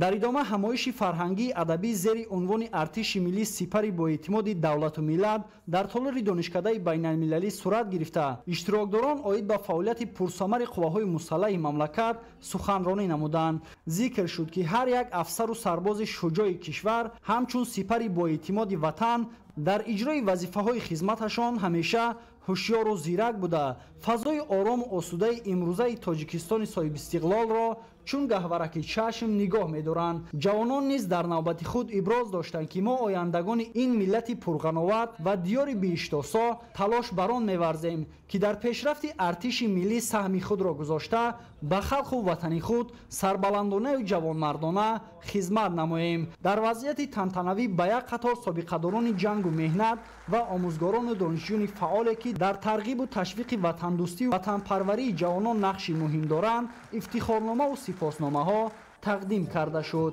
در فرجام اهل هنرمندان بخش فرهنگ دانشکده بین‌المللی لوکان با پیشنهاد برنامه پرمحتوا خاطر اشتراکداران را بالیده گردانیدند. بخشیده به 32مین سالگرد روز تأسیسیابی قواهای مسلح جمهوری تاجیکستان برابر دیگر شهر و ناحیه‌های ولایت ختلان با ابتکار مسئولین ولایت در ناحیه عبدالرحمن جامع چهاربینی‌های تنتنوی با سربازان دایر گردید. چنین یک همایش در یکی از قسم‌های حربی ناحیه با اشتراک مسئولین ولایت و سابقه‌داران مهنت دایر کرده شد. ذکر کرده شد که حمایت مرزبون و منفعت‌های ملی و دولتی از وظیفه‌های شهروندی ما محسوب یافته می‌باید بهر استوار نگاه داشتن آرامی و وحدت سرتاسری مملکت کمر همت بندیم. اینچنین بخشیده به اعلان گردیدن سال 2025 همچون سال فرهنگ کتابخانه در ولایت ختلان به سربازان کتاب‌های تازه نشر از ایجادیات ادیبان و شاعران تاجیک و تحفه‌های خاطروی از جانب ریاست کار با جوانان و ورزش در ولایت ختلان پیشکش کرده شد. در قسمت دیگر چهاربینی مشق‌های حربی و ورزشی پیشکش اشتراکداران کرده شد. در ادامه در تالار قصر فرهنگ ناحیه بخشیده به روز تأسیسیابی قواهای مسلح جمهوری تاجیکستان چهاربینی فرهنگی دایر کرده شد. ابراز گردید که پرزیدنت جمهوری تاجیکستان محترم امامعلی رحمان در برقرارسازی صلح و وحدت ملی نقش کلیدی دارند. با شرافت سیاست خردمندانه و اراده قوی پیشوای ملت ارتش ملی تاجیکستان از یک نیروی پراکنده به ساختار منظم و توانای منطقه تبدیل یافته است. امروز قواهای مسلح تاجیکستان یکی از ساختارهای با اعتماد و پرقدرت مملکت به حساب رفته در تامین امنیت ملی و حفظ مرز و بوم وطن نقش مهم می‌بازد. در فرجام به یک زمره سربازان و افسران شجاع وطن سپاسنامه و افتخارنامه‌ها تقدیم کرده شد. بخشیده بر روز تأسیسیابی قواهای مسلح جمهوری تاجیکستان با ابتکار مقامات اجرایی حاکمیت دولتی ناحیه قبادیان و کمیته اجرایی حزب خلقی دموکراتیک تاجیکستان در ناحیه تحت عنوان کاروان دیدار یک گروه مادرانی که فرزندانشان در قسمت‌های نظامی ولایت ادای خدمت می‌کنند دیدن نمودند. اقدام مذکور با مقصد آگاه شدن مادران از رفت خدمت حربی و افزون نمودن حس وطندوستی و خویشتن‌شناسی در نهاد فرزندان راه اندازی گردیده است. ضمن واخوری مسئولین با هیئت شخصی افسران و سربازان دایر به غمخوری‌های پیوسته سرفرمانده عالی قواهای مسلح جمهوری تاجیکستان محترم امامعلی رحمان بهر مهیا نمودن شرایط خوب خدمت حربی سخنرانی نمودند. ذکر کرده شد که در وضعیت مرکب تهدید و خطرهای زمان معاصر حفظ مرز و بوم مملکت مسئولیت اساسی خدمتچیان حربی میباشد. در چنین شرایط ما باید زیرکی سیاسی، آمادگی دائمی، احساس بلند وطندوستی، خودآگاهی و مقدس داشتن و حفظ نمودن همه ارزش‌های استقلالیت جمهوری تاجیکستان را از دست ندهیم. از جانب مسئولین به مناسبت روز تأسیسیابی قواهای مسلح جمهوری تاجیکستان به سربازان شجاع وطن کتاب‌های پرمضمون بدیعی تقدیم کرده شد. سپس مدیران از شرایط کنونی فرزندان در قسم‌های نظامی، جای خواب، آشخانه، حمام، میدانچه سفارایی، صنفخانه‌های تعلیمی و مکان‌های ادای خدمت دیدن نمودند. در فرجام چاره‌بینی از جانب اهل فرهنگ برای بلندروحی سربازان سرود و ترانه‌ها که سرشار از وصف وطنداری بود پیشکش کرده شد. ساکنان ناحیه دنقره جشن 32مین سالگرد تأسیسیابی قواهای مسلح جمهوری تاجیکستان را در فضای آرامی و آسایشتگی کشور با روحیه بلند وطندوستی و افتخار از صاحب اختیاری و صاحب دولتی تجلیل نمودند. جمع‌آمدی تантанавӣ бахшида ба ин санаи муҳими таърихӣ дар толори бошукӯҳи қасри фарҳанги ноҳия сурат гирифт. нахуст масъулини мақомоти иҷроии ҳокимияти давлатии ноҳия ҷамъомадагонро ба ин ҷашни арзанда табрику таҳният гуфта аз ҷумла қайд намуданд ки артиши миллии ҷумҳурии тоҷикистон дар давоми солҳои мавҷудияти худ ба таври куллӣ рушд ёфта имрӯз дар дифои кишвар ва таъмини амнияти мардум барои ҳаёти осоишта нақши созгор дорад. гуфта шуд ки артиши миллии ҷумҳурии тоҷикистон дар замони хеле мураккаби таърихӣ ташкил ёфт ва фарзандони фарзонаи миллат таҳти ливои ватандорӣ сина сипар карда тавонистанд нобасомониҳои даврони аввали соҳибистиқлолии кишварро ба танзим дароранд. ҳамин тавр сол аз сол бо беҳ гардидани вазъи иқтисодии мамлакат шароит дар тамоми ҷузъу томҳои қувваҳои мусаллаҳи ҷумҳурии тоҷикистон ба маротиб беҳтар гардида иқтидору имконоти артиши миллии мо мутобиқ ба талаботи замон гардонида шуд. сипас дар фазои тантанавӣ собиқадорони соҳа, фаъолони ноҳия, кормандони комиссарияти ҳарбӣ ва намояндагони дигар ниҳодҳои марбута ки баҳри таъмини амнияту осоиштагии мардум хизмат мекунанд нишонҳои ҷашнии сарисинагӣ, ифтихорнома ва сипосномаҳои вазорати мудофиаи ҷумҳурии тоҷикистон ва мақомоти иҷроияи ҳокимияти давлатӣ мушарраф гардонида шуданд. дар хотимаи ҷамъомад баҳри болида гардонидани хотири иштирокчиёни чорабинӣ барномаи мураттабнамудаи шӯъбаи фарҳанги ноҳия ва ҳаваскорони муассисаҳои таълимӣ ки тараннумгари ватандориву ватандӯстӣ ва шуҷоату далерӣ иборат буд манзури ҳозирин гардонида шуд. солгарди таъсисёбии қувваҳои мусаллаҳи ҷумҳурии тоҷикистон дар қисми низомӣ 13483 беи ноҳияи данғара низ таҷлил карда шуд. гуфта шуд ки сол аз сол зиёд гардидани сафи ихтиёриён ба сафи қувваҳои мусаллаҳ собитгари он аст ки шароитҳои будубош дар қисмҳои низомӣ ба тадриҷ хубтару беҳтар мегардад. дар доираи суҳбату вохӯриҳо аз ҷониби роҳбарияти мақомоти иҷроияи ҳокимияти давлатӣ ва соҳибкорони ноҳия маводҳои гуногуни ғизоӣ ба ин қисми низомӣ дастрас карда шуда ҳамзамон барои хизматчиёни ҳарбӣ дастархони идона ороста шуд. аз ҷониби аҳли фарҳанги ноҳия барномаи пурмуҳтавои ҳунарии тараннумгари истиқлолият ва арзишҳои он пешкаши сарбозону афсарон гардид ки боиси хушҳолию фараҳмандии онҳо шуд. ҳайати устодону донишҷӯёни донишгоҳи давлатии данғара низ аз ин рӯзи таърихӣ хуш истиқбол намуда бо баргузории чорабиниҳои гуногуни адабию фарҳангӣ ва ҳарбию варзишӣ эҳтироми худро нисбати хизматҳои шоёни сарбозону афсарон нишон доданд. гуфта шуд ки сол аз сол бо беҳ гардидани шароитҳои будубош дар қисмҳои низомӣ боиси он гардидааст ки сафи ихтиёриён ба хизмати модарватан ба маротиб меафзояд. таи 32 соли фаъолият қувваҳои мусаллаҳи тоҷикистон рӯзҳои сахту сангинро пушти сар карда аз озмоишҳои шадиди ин солҳо гузаштанд ва имрӯз ба нерӯи қудратманди низомӣ муҳофизи сулҳу субот ва фазои орому осудаи кишвар табдил ёфтанд ва барои ҳифзи боэътимоди марзубуми ватани азиз собитқадамона рушду такомул меёбанд. чунин ёдоварӣ шуд дар ин чорабинии бошукӯҳ. сипас дар вазъияти тантанавӣ кормандону афсарони кафедраи ҳарбии донишгоҳи давлатии данғара ки донишҷӯёнро дар баробари таҳсилашон ба хизмати ҳарбӣ ва ҳимояи марзу буми кишвар омода месозанд аз ҷониби раёсати донишгоҳ ҳавасманд гардонида шуданд. дар навбати худ сипосномаву нишонҳои ҷашнии вазорати мудофиаи ҷумҳурии тоҷикистон ба масъулини донишгоҳ баҳри ҳамкории судманд бо сохтор супорида шуд. донишҷӯён бо пешниҳоди саҳнаҳои ибратбахшу тарбиявӣ ва суруду таронаҳои тараннумгари ватандӯстӣ омода будани худро дар ҳама ҳолат барои ҳифзи марзубуми ватан собит намуданд.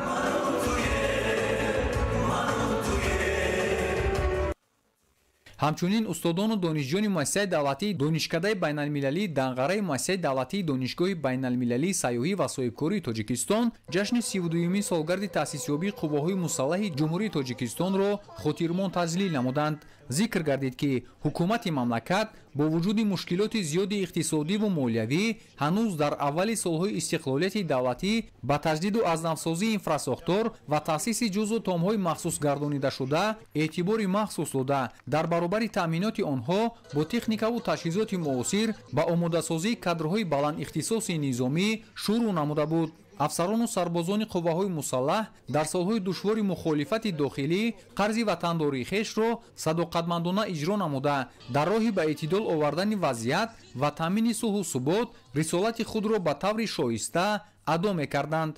дар вазъияти тантанавӣ як қатор устодону донишҷӯёни ин муассиса бо сипосномаҳо қадршиносӣ гардиданд. дар охири чорабинӣ бахшида ба солгарди таъсисёбии қувваҳои мусаллаҳи кишвар дастаи ҳаваскорони донишкада бо саҳнаҳои ҷолиб ва суруду таронаҳои тараннумгари ватандӯстӣ хотири ҷамъомадагонро болида намуданд. бахшида ба 32-солагии таъсисёбии қувваҳои мусаллаҳи ҷумҳурии тоҷикистон дар донишкадаи технология ва менеҷменти инноватсионӣ дар шаҳри кӯлоб чорабинии ҳарбӣ ва тандурустӣ таҳти унвони артиш такягоҳи миллат ва сипарӣ бо эътимоди давлат баргузор гардид ки дар ин ҷамъомадӣ бошукӯҳ раҳбарият, омӯзгорону донишҷӯён, кормандони ҳифзи ҳуқуқу афсарон, собиқадорони соҳа ва меҳмонон иштироку суханронӣ намуданд. баромадкунандагон аз таърихи 32-солаи таъсисёбии ин ниҳод ёдрас гардида иброз доштанд ки новобаста аз вазъияти ниҳоят душвор ва бисёр ҳассос барои тоҷикистони тоза истиқлол дар он солҳо пешвои миллат президенти ҷумҳурии тоҷикистон муҳтарам эмомалӣ раҳмон аз тамоми шароиту имкониятҳои мавҷуда истифода бурда ҷиҳати мустаҳкам намудани қобилияти мудофиавии кишвар, баланд бардоштани сатҳи омодабошии ҷангӣ, беҳдошти шароити хизмативу маишӣ, заминаҳои моддию техникӣ ва баҳри боз ҳам хубтару беҳтар намудани вазъи иҷтимоии хизматчиёни ҳарбӣ тадбирҳои муҳиму саривақтиро роҳандозӣ менамуд. ҷавонони мо набояд фаромӯш созанд ки имрӯз ҳифзи марзу буми ватан тоҷикистони соҳибистиқлоламон пеш аз ҳама ба зиммаи ҷавонмардони далеру шуҷоъ гузошта шудааст. пешвои миллат муҳтарам эмомалӣ раҳмон пайваста муроҷиат намуда таъкид медоранд ки хурду бузурги мардуми кишвар бояд ҳамеша дар ёд дошта бошанд ки дар шароити пуртазоду пурҳаводиси имрӯза ҳимояи неъмати барои ҳар як инсони баномус бузургтарину муқаддас истиқлолу озодӣ кори саҳлу осон нест. ҳифзи ин гавҳари бебаҳо аз ҳар яки мо саъю талош ва кӯшишу ғайрати шабонарӯзӣ, нангу номуси миллӣ, заҳмати содиқонаю фидокорона ва муҳимтар аз ҳама иттиҳоду сарҷамъӣ мехоҳанд. аз ин рӯ дар шароити ниҳоят мураккабу ҳассоси ҷаҳони муосир мо бояд ҳамеша дар паҳлӯи роҳбари давлат бошем, дастгири ҳамдигар бошем. дар идомаи чорабинӣ бо фармоиши ректори донишкада ба як қатор шахсон барои нишон додани эҳсоси баланди худшиносию ватандӯстӣ, арз гузоштан ба арзишҳои миллӣ, хизмати содиқонаю софдилона ба ватан ва иштироки фаъолона дар тарбияи ватандӯстӣ ва хештаншиносии ҷавонон бо ифтихорнома ва тӯҳфаҳо қадрдонӣ карда шуданд. дар фарҷоми чорабини барномаи фарҳангӣ омода намудаи бахши фарҳанги донишкада пешкаши ҳозирин гардонида шуд. дар доираи таҷлил аз рӯзи таъсисёбии қувваҳои мусаллаҳи ҷумҳурии тоҷикистон дар комендатураи сарҳадии қисми низомии 0307 қушунҳои сарҳадии кумитаи давлатии амнияти миллии ҷумҳурии тоҷикистон воқеъ дар маркази ноҳияи фархор чорабинии тантанавӣ роҳандозӣ гардид. дар ин тадбири доир гардида намояндагони мақомоти иҷроияи ҳокимияти давлатӣ, мақомоти ҳифзи ҳуқуқу тартибот, собиқадорони ҷангу меҳнат, ҷанговарони башардӯст, кормандони касбу кори гуногун ва фаъолони ноҳия иштирок намуданд. зимни суханрониҳо гуфта шуд ки артиши миллии ҷумҳурии тоҷикистон бо заҳматҳои шабонарӯзии президенти ҷумҳурии тоҷикистон сарфармондеҳи олии қувваҳои мусаллаҳи кишвар муҳтарам эмомалӣ раҳмон соли 1993 дар замини хушку холӣ таъсис ёфт. маҳз ба хотири ҳифзу ҳимояи муқаддасоти миллӣ, дастувардҳои давлату миллат, таҳкими истиқлол ва сулҳу суботи комили мамлакат зарурат пеш омад ки сипари бо эътимоди пурқувват қувваҳои мусаллаҳи ҷумҳурии тоҷикистон таъсис дода шавад. дар зарфи 32 соли фаъолияти артиши миллӣ ин ниҳоди мудофиавии ҷумҳурии тоҷикистон пурра бо биноҳои муосир ба базаи моддию техникӣ, кадрҳои ихтисосманду содиқ ба ватану миллат таъмин гардиданд. Бешак ин ҳама дастовардҳои ҳарбию низомӣ ва дигар бахшҳои муҳими давлат натиҷа ва самараи сиёсати созандаи давлат ва ҳукумати ҷумҳурии Тоҷикистон мебошад. Дар робита ба ин таъкид карда шуд ки баҳри адои хизмати софдилонаи ватан модат ҳар як ҷавони худогоҳ бояд худро масъулу муваззаф донад то ин ки ин сарзамини бешосоро аз ҳар гуна хавфу хатар ҳифз намоянд. Зеро мардуми Тоҷикистон маҳз бо умеди чунин фарзандони шуҷоу далер ва матин ирода умед ба зиндагии осуда ва рушди ин сарзамин доранд. Ба хотири саҳмгузорӣ дар татбиқи босамари сиёсати ҳукумати ҷумҳурии Тоҷикистон, тарбияи ҳарбӣ ва тандурустии ҷавонон, иҷрои саривақтии вазифаҳои пуршарафу масъулиятнок ва ба муносибати 32-юми солгари таъсисёбии қувваҳои мусаллаҳ чанде аз кормандони сохторҳои низомӣ ва дигар мақомоти ҳифзи ҳуқуқ бо ифтихорномаҳо сарфароз гардонида шуданд. Ба хотири фароғати афсарону сарбозон дастагули савту наво ки иборат аз суруду таронаҳои дилнишин буд пешниҳод гардонида шуда ба чорабинӣ таровати тоза бахшид. Чун анъана дар остонаи ҳама гуна ҷашнвораҳо барои хизматчиёни ҳарбӣ хонаи идона ороста мешавад. Дар ин рӯз ба сарбозону афсарони қисми низомии ноҳияи Фархор низ дастурхони идона бо таому шириниҳо ороста шуд. масъулини мақомоти иҷроияи ҳокимияти давлатии шаҳри Леваканд дар доираи таҷлили 32-юмин солгарди таъсисёбии қувваҳои мусаллаҳи ҷумҳурии Тоҷикистон баҳри дидорбинии сарбозони дидбонгоҳи сарҳадии 0307 Кумитаи давлатии амнияти миллии Тоҷикистон дар ноҳияи Ҳамадонӣ сафар намуданд. дар ин рӯз чун анъана баҳри ҳифзгарони меҳан як миқдор маводи ғизоӣ аз қабили орду равған, сабзавот ва дигар хӯришҳои ҳунармандони чирадасти шаҳри Леваканд дастрас карда шуд. зимни боздид меҳмонон аз шароити будубоши афсарону сарбозон дар ин дидбонгоҳ шинос шуда зикр доштанд ки дар даврони соҳибистиқлолии мамлакат тамоми ҷузу томҳои қувваҳои мусаллаҳи кишвар бо беҳтарин шароит ва техникаву лавозимоти ҷангӣ таъмин гардиданд ки имрӯз дар сангари ҳифзи сарҳади ватан устуворона адои хизмат менамоянд. масъулин ба хотири солгарди навбатии рӯзи таъсисёбии қувваҳои мусаллаҳи мамлакат тамоми афсарону сарбозони дидбонгоҳи сарҳадиро табрику таҳният гуфта дар иҷрои ӯҳдадориҳои ҳарбии онҳо барору комёбӣ таманно намуданд.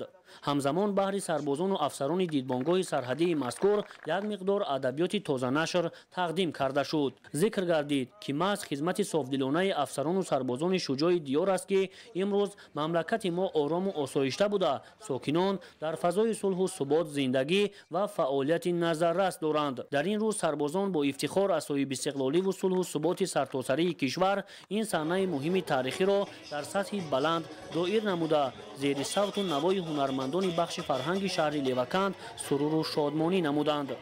бахшида ба 32-юмин солгарди рӯзи таъсисёбии қувваҳои мусаллаҳи ҷумҳурии Тоҷикистон дар қасри фарҳанги ноҳияи Шамсиддин Шоҳӣ низ ҷамъомади тантанавӣ баргузор гардид. зимни сухани шодбошии раҳбарияти ноҳия сокинону меҳмонон ва кормандони соҳаро ба 32-солагии рӯзи таъсисёбии қувваҳои мусаллаҳи ҷумҳурии Тоҷикистон табрику муборакбод намуда қайд карданд ки қувваҳои мусаллаҳи ҷумҳурии Тоҷикистон ҳамчун фарзанди соҳибистиқлоли кишвар зери таваҷҷӯҳ ва роҳбарияти оқилонаи асосгузори сулҳу ваҳдати миллӣ пешвои миллат президенти ҷумҳурии Тоҷикистон муҳтарам Эмомалӣ Раҳмон ба сипари боэътимоди кишвар табдил ёфта баҳри таҳкими истиқлолу ягонагӣ, ҳифзи марзу бум ва якпорчагии кишвари азизамон имрӯзҳо содиқонаву софдилона хизмат намуда истоданд. маҳз бо хизматҳои шабонарӯзии ин рӯдмардони кишвар сулҳу субот дар кишвар пойдор буда сокинон дар фазои орому осуда ва амн осоиштагӣ зиндагӣ ва кору фаъолият доранд. таъкид гардид ки дар робита ба дастгириҳои пайвастаи пешвои миллат муҳтарам Эмомалӣ Раҳмон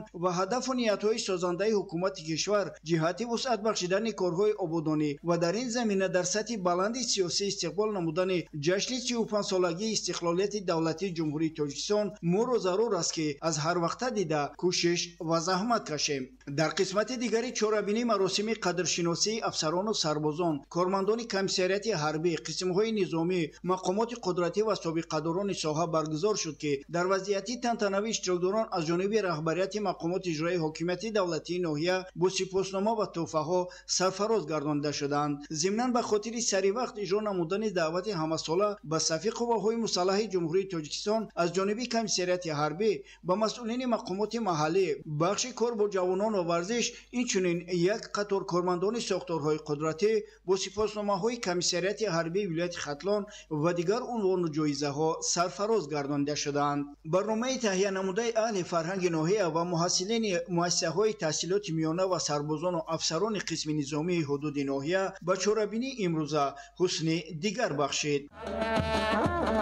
با مناسبت 32 سالگی تأسیسیابی قواهای مسلح کشور در قسم حربی 0306 کمیته دولتی امنیت ملی جمهوری تاجیکستان در ناحیه 5 چورابینی تنتنوی برگزار گردید. نخست مسئولین مقامات اجرایی حکومت دولتی ناحیه و یک گروه مدران با سربازان و افسران قسم حربی دیداربینی انجام داده از شرایط و بودوباش پیشبرد خدمت آنها آشنایی پیدا نمودند. مدران ضمن واخوری از شرایط و امکانات برای سربازان مهیا گردیده اظهار خوشنودی کرده و سرفرمانده عالی قواهای مسلح کشور گنرال ارتش محترم امامعلی رحمان میناداری خیش را بیان نمودند. ادامه چورابینی با شکوه ادانه در قصر جسارت نزد قسم حربی با اشتراک وسیع سربازان و افسران صورت گرفت. برآمدکنندگان بخشیده به این صحنه تاریخی جمع آمدگان را شادباش گفته خدمت در صف ارتش را قرض فرزندی هر یک جوانمرد ارزیابی داشتند. ذکر کردن به مورد است که خدمتچیان حربی و هیئت شخصی جزو تامهای قواهای مسلح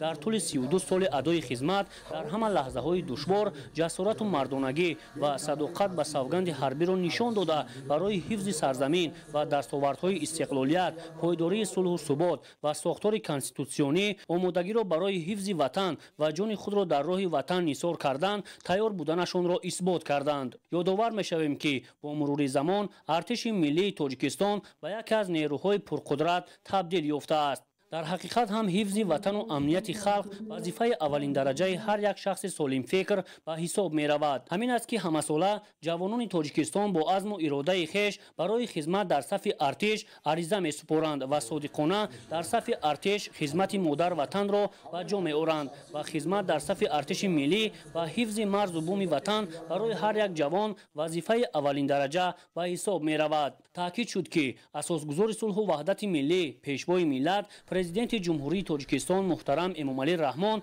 در حل مسئله‌های مستحکم نمودن اقتدار مدافعوی کشور دقت مخصوص ظاهر نموده آن را از روزهای اول تأسیسیابی قواهای مسلح تحت نظارت پیوسته خود قرار دادند. در ادامه یک قطار سربازان و افسران بهر صادقانه و صافدلانه پیش بردن قرض فرزندی و اشتراک فعال نمودن در مسابقه‌های ورزشی از جانب رهبریت مقامات اجرایی حکومت دولتی ناحیه با تحفه و سپاسنامه و افتخارنامه سرفراز گردانیده شدند. سپس به مناسبت تأسیسیابی قواهای مسلح کشور خوانندگان مؤسسه‌های تعلیمی و هنرمندان اهل فرهنگ برنامه رنگین کنسرتی آماده نموده خویش را پیشنهاد حاضرین نمودند که سراپا از شعر و سرودهای وطن دوستی بود پسند جمع آمدگان گردید.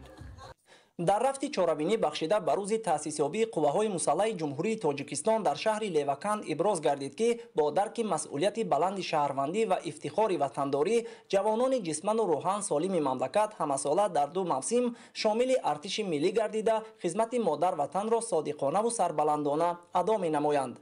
با گفته آنها این مکتب دلیری و شجاعت در برابر حمایت مرز و بوم و منفعت‌های ملی و دولتداری همچنین به جوانان درس بزرگ وطنداری آموخته آنها را برای روزگاری با سعادت و فعالیت نتیجه بخش حیات گوناگون جامعه آماده می نماید. وطن محبوبمان در دوام سالهای پایداری استقلال دولتی و وحدت ملی با دستور و هدایت‌های خردمندانه رهبر دولت و سعی و تلاش‌های مردم صاحب تمدن و آبادگر وطن روز از روز آباد و زیبا گردیده ایستاده است. از این لحاظ حفظ وطن و حمایت منفعت دولت مکتب بزرگ جسارت و مردانگی و دلیری و شجاعت است که این وظیفه مقدس و پر افتخار نه تنها خدمتچیان حربی بلکه هر یک فرد سالم فکر و با ننگ و ناموس کشورمان می باشد. در ادامه چورابینی به مناسبت روز ارتش ملی یک زمره فعالان جامعه با سپاسنامه سرفراز گردانیده شده برنامه رنگین فرهنگی پیشکش حاضرین گردانیده شد. بخشیده به 32مین سالگرد تأسیسیابی قواهای مسلح جمهوری تاجیکستان در ناحیه دوستی با اشتراک مسئولین، خدمتچیان حربی، خوانندگان مؤسسه‌های تعلیمی و اهل جماعتچگی ناحیه چورابینی تنتنوی و فرهنگی و ورزشی برگزار کرده شد.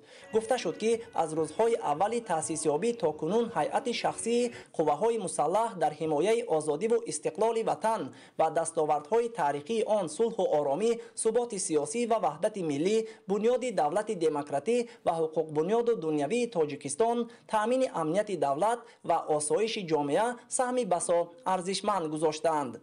ضمن سخنرانی‌ها از دستگیری‌های پیوسته دولت و حکومت کشور یادآور شده ابراز داشتند که حکومت مملکت از روزهای نخستین تأسیسیابی قوه‌های مسلح با وجود امکانیت‌های محدود اقتصادی و مالیوی برای بنیاد انفراساختار نظامی تأسیس جزء تام‌های مخصوص گردانیده شده تأمین کردن آنها با تکنیک و تجهیزات زمانوی و فراهم آوردن شرایط ضروری برای خدمت تمام تدبیرها را عملی نموده این عمل را امروز هم ادامه می‌دهد.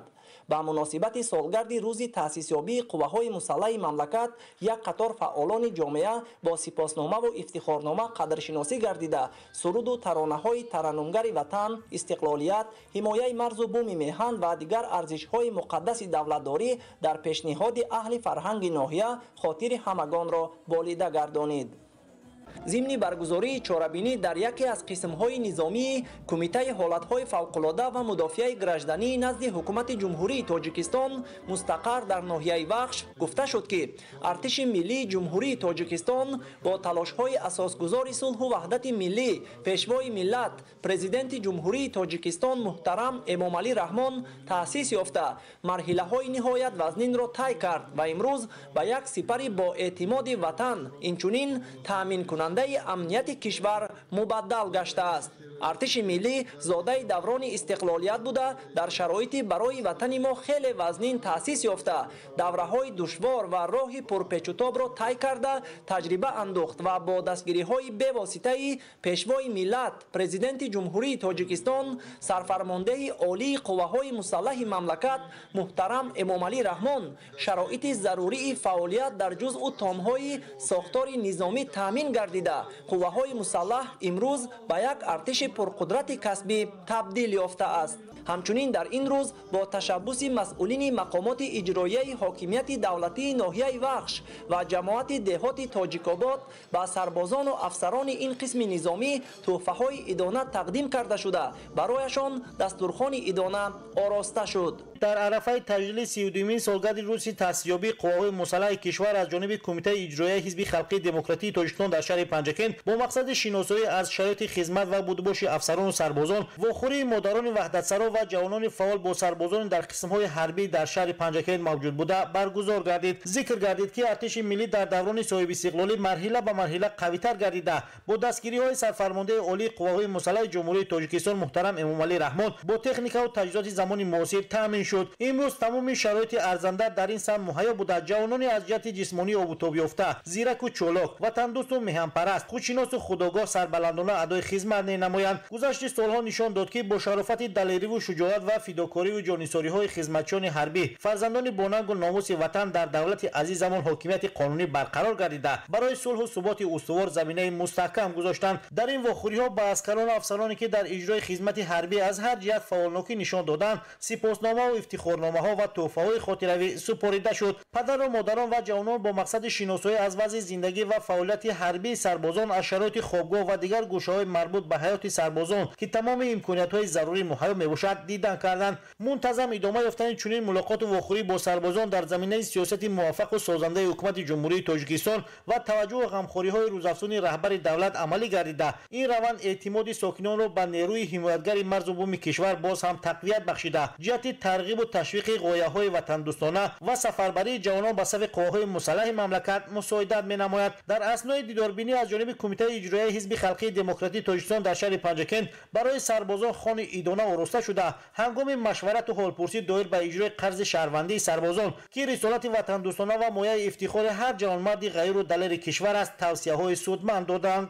در عرفه تجلیل سالگرد قوه‌های مسلح در مرکز ناحیه عینی چاره‌بینی عیدانه برگزار گردید که در آن سابقه‌داران جنگ و مهنت فعالانه اشتراک نمودند. قید گردید که نسل کلانسال باید همیشه برای هدایت وطن دوستی حمایت مرز و بوم به جوانان نمونه باشند. همزمان ذکر شد که همه این آرامی و آسودگی در فضای صلح و وحدت و حمایت رودمردان شجاع وطن سرچشمه میگیرد. با اقدام مقامات اجرایی حکومت دولتی ناحیه عینی جهت استقبال از 32مین سالگرد تأسیسیابی قوه‌های مسلح جمهوری تاجیکستان در قصد قصر فرهنگ ناحیه چورابینی ایدونا برگزار گردید. ذکر گردید که قواهای مسلح مملکت در یک دوره حساس تأسیس یافته در مدت نچندان طولانی از سنجش‌های جدی گذشته تکامل و آب و تاب یافتند. حالا ارتش ملی همچون نیروی توانای مجهز و متشکل امنیت دولت و حکومت و آسایش کشور را تامین می‌نماید. همچنین گفته شد که با تکیه به سیاست وطن دوستانه دولت و حکومت و سرفرمانده عالی قواهای مسلح در قسم‌های نظامی ناحیه عینی شرایط مساعد خدمت مهیا گردیده سربازان و افسران برای پاس داشتن میراث نیاگان و امین داشتن آب و خاک این سرزمین اجدادی حمایت دیار خویش از هر گونه حرکت‌های تندرو و خیانتکاران دشمنان ملت صافدلانه خدمت مادر وطن را اجرا نموده ایستادند. در چورابینی دانه سابقه‌داران جنگ و مهنت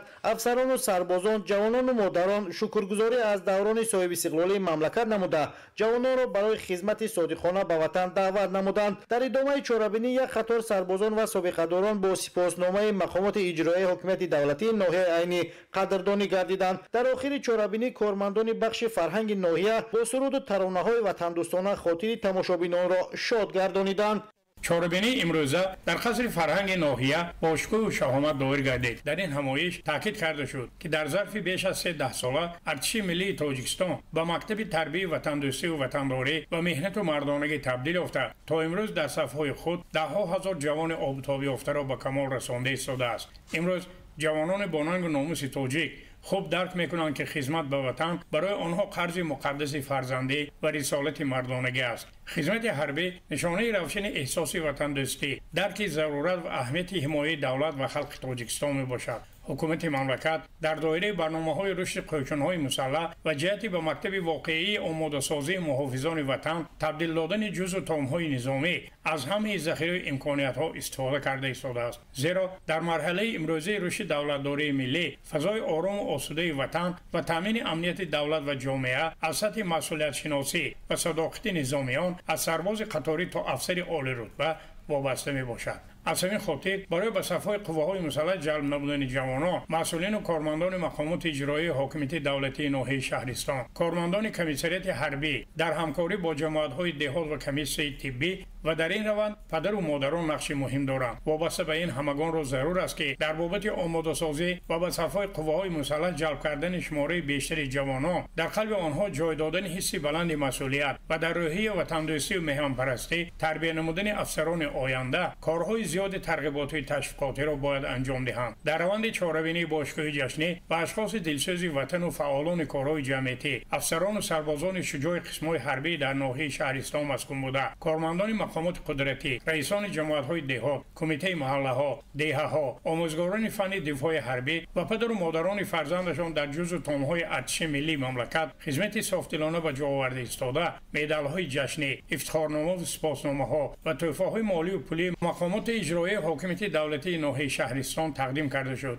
سرود و رقص‌های حافظان و کارمندان بخش فرهنگ مقامات اجرایی حاکمیت دولتی ناحیه، مؤسسه‌های تحصیلات میانه عمومی و باغچه کودکستان‌ها که سرشار از مهر و محبت به وطن، صادق بودن به پرزیدنت جمهوری تاجیکستان و آبادی و سازندگی دیار خورشیدی عبارت بود، انجام بخش چهاربینی‌های جشنی و افتخار 32 سالگی تأسیس‌یابی قواهای مسلح جمهوری تاجیکستان گردید.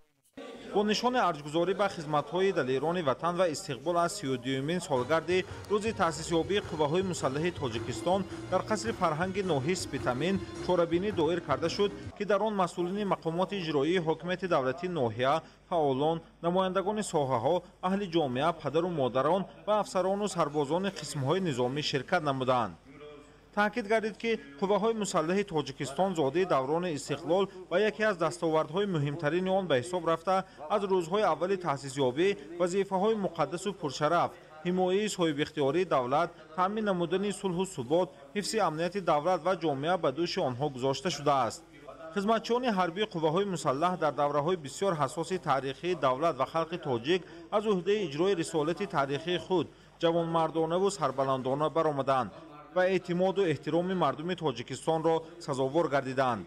محض با تلاش و کوشش‌های بی‌واسطه پرزیدنت جمهوری تاجیکستان پیشوای ملت محترم امامعلی رحمان دولت و حکومت مملکت از آغاز زمان صاحب استقلالی تا امروز با استفاده از تمام ذخیره و امکانات‌ها و با در نظر داشت وضع مرکب و حساس منطقه و جهان معاصر همه تدبیرها را جهت بلند برداشتن سطح آماده‌باشی جنگی قواهای مسلح و اقتدار مدافعوی کشور عملی کرده ایستاده است. گفته شد که هر سال در رفت دعوت حربی بهر اجرای رسالت و قرض فرزندی در قطار دیگر شهروندان کشور جوانان ناحیه سپیتامین فعالناکی نشان داده به صف قواهای مسلح مملکت شامل میشوند که اکثر آنها بعد ختم دانشکده‌ها آموزشگاه‌های کسبی تکنیکی همچون صاحب تخصص دارای ملکه کسبی شامل میشوند و خدمت ارتش ملی را اجرای رسالت خود می‌دانند. در چاره‌بینی اهل جامعه ناحیه سپیتامین با مقصد قدردانی هوسمندی جوانان و کارمندان کمیسریت حربی ناحیه، راهبران، افسران و سربازان قسم‌های نظامی سپاسنامه و تحفه‌های تأسیس داده مقامات اجرایی حکومت دولتی ناحیه سپیتامین تقدیم کرده شد. در قسمت فرهنگی چاره‌بینی از طرف هنرمندان بخش فرهنگ ناحیه برنامه رنگین فرهنگی و تندوستی شکرگزاری از صلح و آسایشتگی پیشنهاد حاضرین گردانیده شد که به چاره‌بینی شکوه و معنی بخشید. آزمون وطندوستانه حربی و ورزشی وطنپرور که با ابتکار مقامات اجرایی حکومت دولتی شهر وحدت ریاست معارف شهر دوام چند روز می شود که با شرکت فعالانه ختم کنندگان 157 مؤسسه های تعلیمی شهر وحدت دایر و برگزار گردیده ایستاده است. شهادت از آن می دهد که خوانندگان در مؤسسه های تعلیمی در برابر به تعلیم و تربیت فرا گرفتن همچنین درس وطنداری و مردانگی را از بر نمودند. با این مقصد در تالار ورزشی مؤسسه تحصیلات میانه عمومی رقم 71 شهر وحدت با راه اندازی آزمون وطندوستانه حربی و ورزشی وطنپرور دور نهایی آزمون گذرانیده شد. در تدبیر وطندوستانه از جانب شرکت کنندگان در برابر اجرا نمودن شرط‌های آزمون که از مشق و تمرین، آب و تاب بدن و آمادگی حربی جوانان عبارت بود، همچنین هر یک گروه جهت ترغیب وطن و وطندوستی و حمایه مرز و بوم کشور انشا و گزیته‌های دیواری را منظور حکمان نمودند. برگزاری دور نهایی آزمون حربی و ورزشی وطنپرور شهادت از آن می‌دهد که ختم کنندگان مؤسسه‌های تعلیمی شهر وحدت آینده همچون سرباز در صف ارتش ملی مملکت خدمت وطن مادر را به جا آورده در حفظ مرز و بوم و مظفریت‌های صاحب استقلالی وطن همه‌جانبه آماده می‌باشند. اطلاع داده شد که آزمون حربی و ورزشی وطنپرور با اشتراک نورسان و جوانان مؤسسه‌های تعلیمی شهر وحدت در دایره در سطح بلند تجلیل نمودن سنه فرخنده روز قواهای مسلح جمهوری تاجیکستان دایر و برگزار گردیده و بهترین گروه و بهترین اشتراکچی تدبیر وطندوستانه حربی و ورزشی سپاسنامه و افتخارنامه مقامات اجرایی حکومت دولتی شهر وحدت سپاریده شد. در شهر ایسار بخشیده به روز تأسیسیابی قواهای مسلح جمهوری تاجیکستان چاره‌بینی تنتنوی برگزار گردید. برآمد کنندگان اظهار داشتند که در تأسیس قواهای مسلح جمهوری تاجیکستان نقش سرفرمانده عالی قواهای مسلح پرزیدنت مملکت محترم امامعلی رحمان بسا بزرگ است. زیرا با دستگیری‌های پیوسته رهبری دولت ارتش ملی به سپری با اعتماد کشور تبدیل یافته امروز شرایط خوب و سازگار دارد. وطن واژه مقدس است و طول تاریخ فرزندان این میهن جان‌نثاری ها نمودند که امروز این سرزمین تنج و آسایشته و شکوفای و زیبای و سرسبز و دلارا شده محبوب مهمانان و سیاحان دنیا گردیده است. از این رو هر یک فرد باننگ و آری مملکت با رسیدن به سن دعوت حربی باید قرض فرزندی خویش را در نزد وطن مادر ادا نماید. زیرا با پیوستن به ارتش شخصیت جوانمردان تشکل یافته برای آب و تاب دادن جسم آنها و حمایه مرز و بوم کشور زمینه مساعد فراهم می‌آورد. در قسم تنتنوی چاره‌بینی برای خدمت شایسته به خلق و وطن، حفظ و حمایه منفعت‌های دولت و ملت و سهم نظررس گذاشتن جهت پیوستن جوانان به صف قواهای مسلح، یک قطار فعالان و سابقه‌داران و والدان سربازان با سپاسنامه‌های مقامات اجرایی حکومت دولتی شهر ایسار و تحفه‌های خاطروی قدردانی گردیدند. در فرجام از جانب شعبه فرهنگی شهر برای بالیدروهی اهل تالار برنامه رنگین فرهنگی منظور حاضرین کرده شد. бахшида ба рӯзи артиши миллӣ ва бо мақсади шиносоӣ пайдо намудан аз шароити афсарону сарбозони қисмҳои низомӣ ва баланд бардоштани рӯҳияи сарбозон, тарғиби дастовардҳои истиқлоли давлатӣ, таҳкими ваҳдати миллӣ ва огоҳ шудан аз шароити хизмат, масъулини мақомоти иҷроияи ҳокимияти давлатии шаҳри Ҳисор бо сарбозону афсарони қисми низомии 0124 қушунҳои сарҳадии Кумитаи давлатии амнияти миллии Ҷумҳурии Тоҷикистон мулоқот намуданд. ҳукумати Ҷумҳурии Тоҷикистон ҷиҳати беҳтар намудани хизмат дар сафи қувваҳои мусаллаҳи кишвар дар ҳама қисмҳои низомии мамлакат шароити заруриро фароҳам овардааст. дар заминаи андешидани тадбирҳои саривақтӣ ва устувор намудани пояҳои давлатдорӣ шароит дар қисмҳои ҳарбӣ марҳила ба марҳила мукаммал гардида ва ин омил шумораи ҷавонони ихтиёриро барои хизмат ба ватан зиёд намуд. имрӯз дар сафҳои қувваҳои мусаллаҳ ҷавонони аз ҷиҳати ҷисмонӣ обутобёфта, зираку чолок, ватандӯст, меҳанпараст ва худшиносу худогоҳ сарбаландона адои хизмат менамоянд. ҳамчунин дар муассисаи таълимӣ бахшида ба рӯзи артиши миллӣ ҷамъомад доир гардид. баромадкунандагон иброз намуданд ки қувваҳои мусаллаҳи ҷумҳурии Тоҷикистон дар замони соҳибистиқлолӣ пурқудрат гардида ҷузъу томҳои он бо техникаву таҷҳизоти ҳарбии муосир таъмин карда шудааст. хизмат дар сафҳои қувваҳои мусаллаҳ барои ҷавонон мактаби мардонагист ва маҳз дар давраи хизмати ҳарбӣ ҷавонон имкон доранд ба моҳияту мафҳумҳои ватан, давлат ва муқаддасоти миллиро дарк кунанд ва барои ҳимояи марзу буми Тоҷикистон ҳамеша омода бошанд. қудрату тавоноии артиш албатта аз ҳисси масъулияти шаҳрвандони худшиносу худогоҳ ва миллатдӯсту меҳанпараст вобастагӣ дорад. ҳамчунин дар ин рӯз аз ҷониби омӯзгорону хонандагон саҳначаҳои театрӣ кунонидашуда вобаста ба давраҳои ташкилёбии ин ниҳоди қудратӣ пешниҳоди иштирокдорон карда шуд. имрӯз дар лицеи касбии техникии шаҳри Ҳисор бо мақсади дар сатҳи баланд ҷашн гирифтани 32-солагии таъсиси қувваҳои мусаллаҳи Ҷумҳурии Тоҷикистон ҳамоиши идона баргузор гардид. дар қисмати аввали ҳамоиш дар саҳни муассиса гузашти низомии донишҷӯён доир шуд. зимни баргузории чорабинӣ иброз гардид ки президенти Ҷумҳурии Тоҷикистон пешвои миллат муҳтарам Эмомалӣ Раҳмон дар барқарорсозии сулҳ ва ваҳдати миллӣ нақши калидӣ доранд. бо шарофати сиёсати хиратмандона ва иродаи қавии пешвои миллат, артиши миллии Тоҷикистон аз як нерӯи пароканда ба сохтори муназзам ва тавонои минтақа табдил ёфтааст. ба таъкиди иштирокчиёни чорабинӣ солҳои аввали ташаккул, артиши миллӣ бо мушкилоти ҷиддӣ аз ҷумла набудани кадрҳои касбӣ, таҷҳизоти низомӣ ва шароити зарурӣ рӯбарӯ буд. бо талошҳои пешвои миллат муҳтарам Эмомалӣ Раҳмон сохторҳои низомӣ мустаҳкам гардида, таҷҳизоти замонавӣ ва инфрасохтори муосир фароҳам оварда шуданд. имрӯз қувваҳои мусаллаҳи Ҷумҳурии Тоҷикистон яке аз сохторҳои боэътимод ва пурқудрати мамлакат ба ҳисоб рафта дар таъмини амнияти миллӣ ва ҳифзи марзу буми ватан нақши муҳим мебозад. барномаи фарҳангии донишҷӯён ки иборат аз шеъру сурудҳои тараннумкунандаи ватандӯстӣ, ватанпарастӣ, шуҷоату мардонагӣ буд, табъи ҳозиринро болида намуд. با افتخار 32مین سالگرد روز تأسیسیابی قواهای مسلح جمهوری تاجیکستان در شهر ترسونزاده نیز چاره‌بینی‌های گوناگون ایدانه برگزار گردیده ایستادند. در حاشیه تجلیل این سنه تاریخی نمایندگان مقامات اجرایی حاکمیت دولتی از شرایط بود و باش سربازان در قسم‌های نظامی دیدن نموده به خدمتچیان حربی دسترخوان ایدانه و برنامه‌های فرهنگی دایر نمودند. در ادامه تجلیل از روز تأسیسیابی قواهای مسلح کشور در تالار کاخ دوستی شهر ترسونزاده با اشتراک فعالان و سابقه‌داران، نمایندگان مقامات حفظ حقوق، سربازان و افسران و کارمندان بخش و ساختارهای گوناگون چاره‌بینی تنتنوی برگزار گردید. گفته شد که حکومت مملکت از روزهای نخستین تشکیلیابی قواهای مسلح تمام امکانیت‌ها را به حل مسائل‌های بنیادی انفراساختار، تأسیس جزء و تام‌های مخصوص گردانیده شده، تأمینات آنها با تکنیک و تجهیزات و فراهم آوردن شرایط ضروری خدمت و زندگی برای حیات شخصی قسم‌های نظامی سفربر نموده است. جزء تام‌های قواهای مسلح در همکاری با دیگر ساختارهای نظامی و مقامات حفظ حقوق وظیفه با شرف و مقدس خود حمایت وطن، زندگی آسایشته و زحمت سازنده مردم را سربلندانه با انتظام قوی، دانش و ملکه معاصر و مهمتر از همه با روحیه بلند وطن دوستی، صداقت به دولت، وطن و خلق خویش اجرا می نمایند. در قسمت تنتنوی چاره‌بینی با یک قطار نمایندگان ساختارهای مقامات قدرتی، خدمتچیان حربی و سابقه‌داران جنگ و مهنت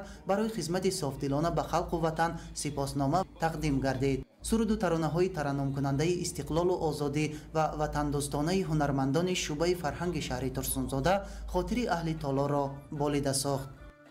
32مین سالگرد روز تأسیسیابی قواهای مسلح جمهوری تاجیکستان در ناحیه شهرنو با اشتراک نمایندگان مقامات محلی، افسران و سربازان، سابقه‌داران جنگ و مهنت، جوانان و ساکنان ناحیه در فضای تنتنوی تجلیل کرده شد. پس از صدا دادن سرود ملی برآمدکنندگان اوید با اهمیت تأسیس قواهای مسلح جمهوری تاجیکستان و دوره به دوره تکمیل دادن ملکه مهارت هیئت شخصی، بهتر نمودن اینفراستراکچور ساحه، اینچنین تامین خدمتچیان حربی با همه شرایط و امکانات موثر سخنرانی نموده قید کردند که با دستگیری‌های پیوسته سرفرمانده اولی قواهای مسلح جمهوری تاجیکستان پیشوای ملت محترم امامعلی رحمان امروز شرایط خدمت در قواهای مسلح بهتر شده، تحکیم اقتدار نظامی، تامین ارتش ملی با تجهیزات موثر و بلند گردیدن سطح آمادگی جنگی خدمتچیان حربی امکان فراهم آورد که حالا ارتش ملی ما میتواند امنیت دولت را تامین کند و مرز و بوم کشور را حفظ نماید تا مردم شریف تاجیکستان در فضای تنظیم و آسایشتگی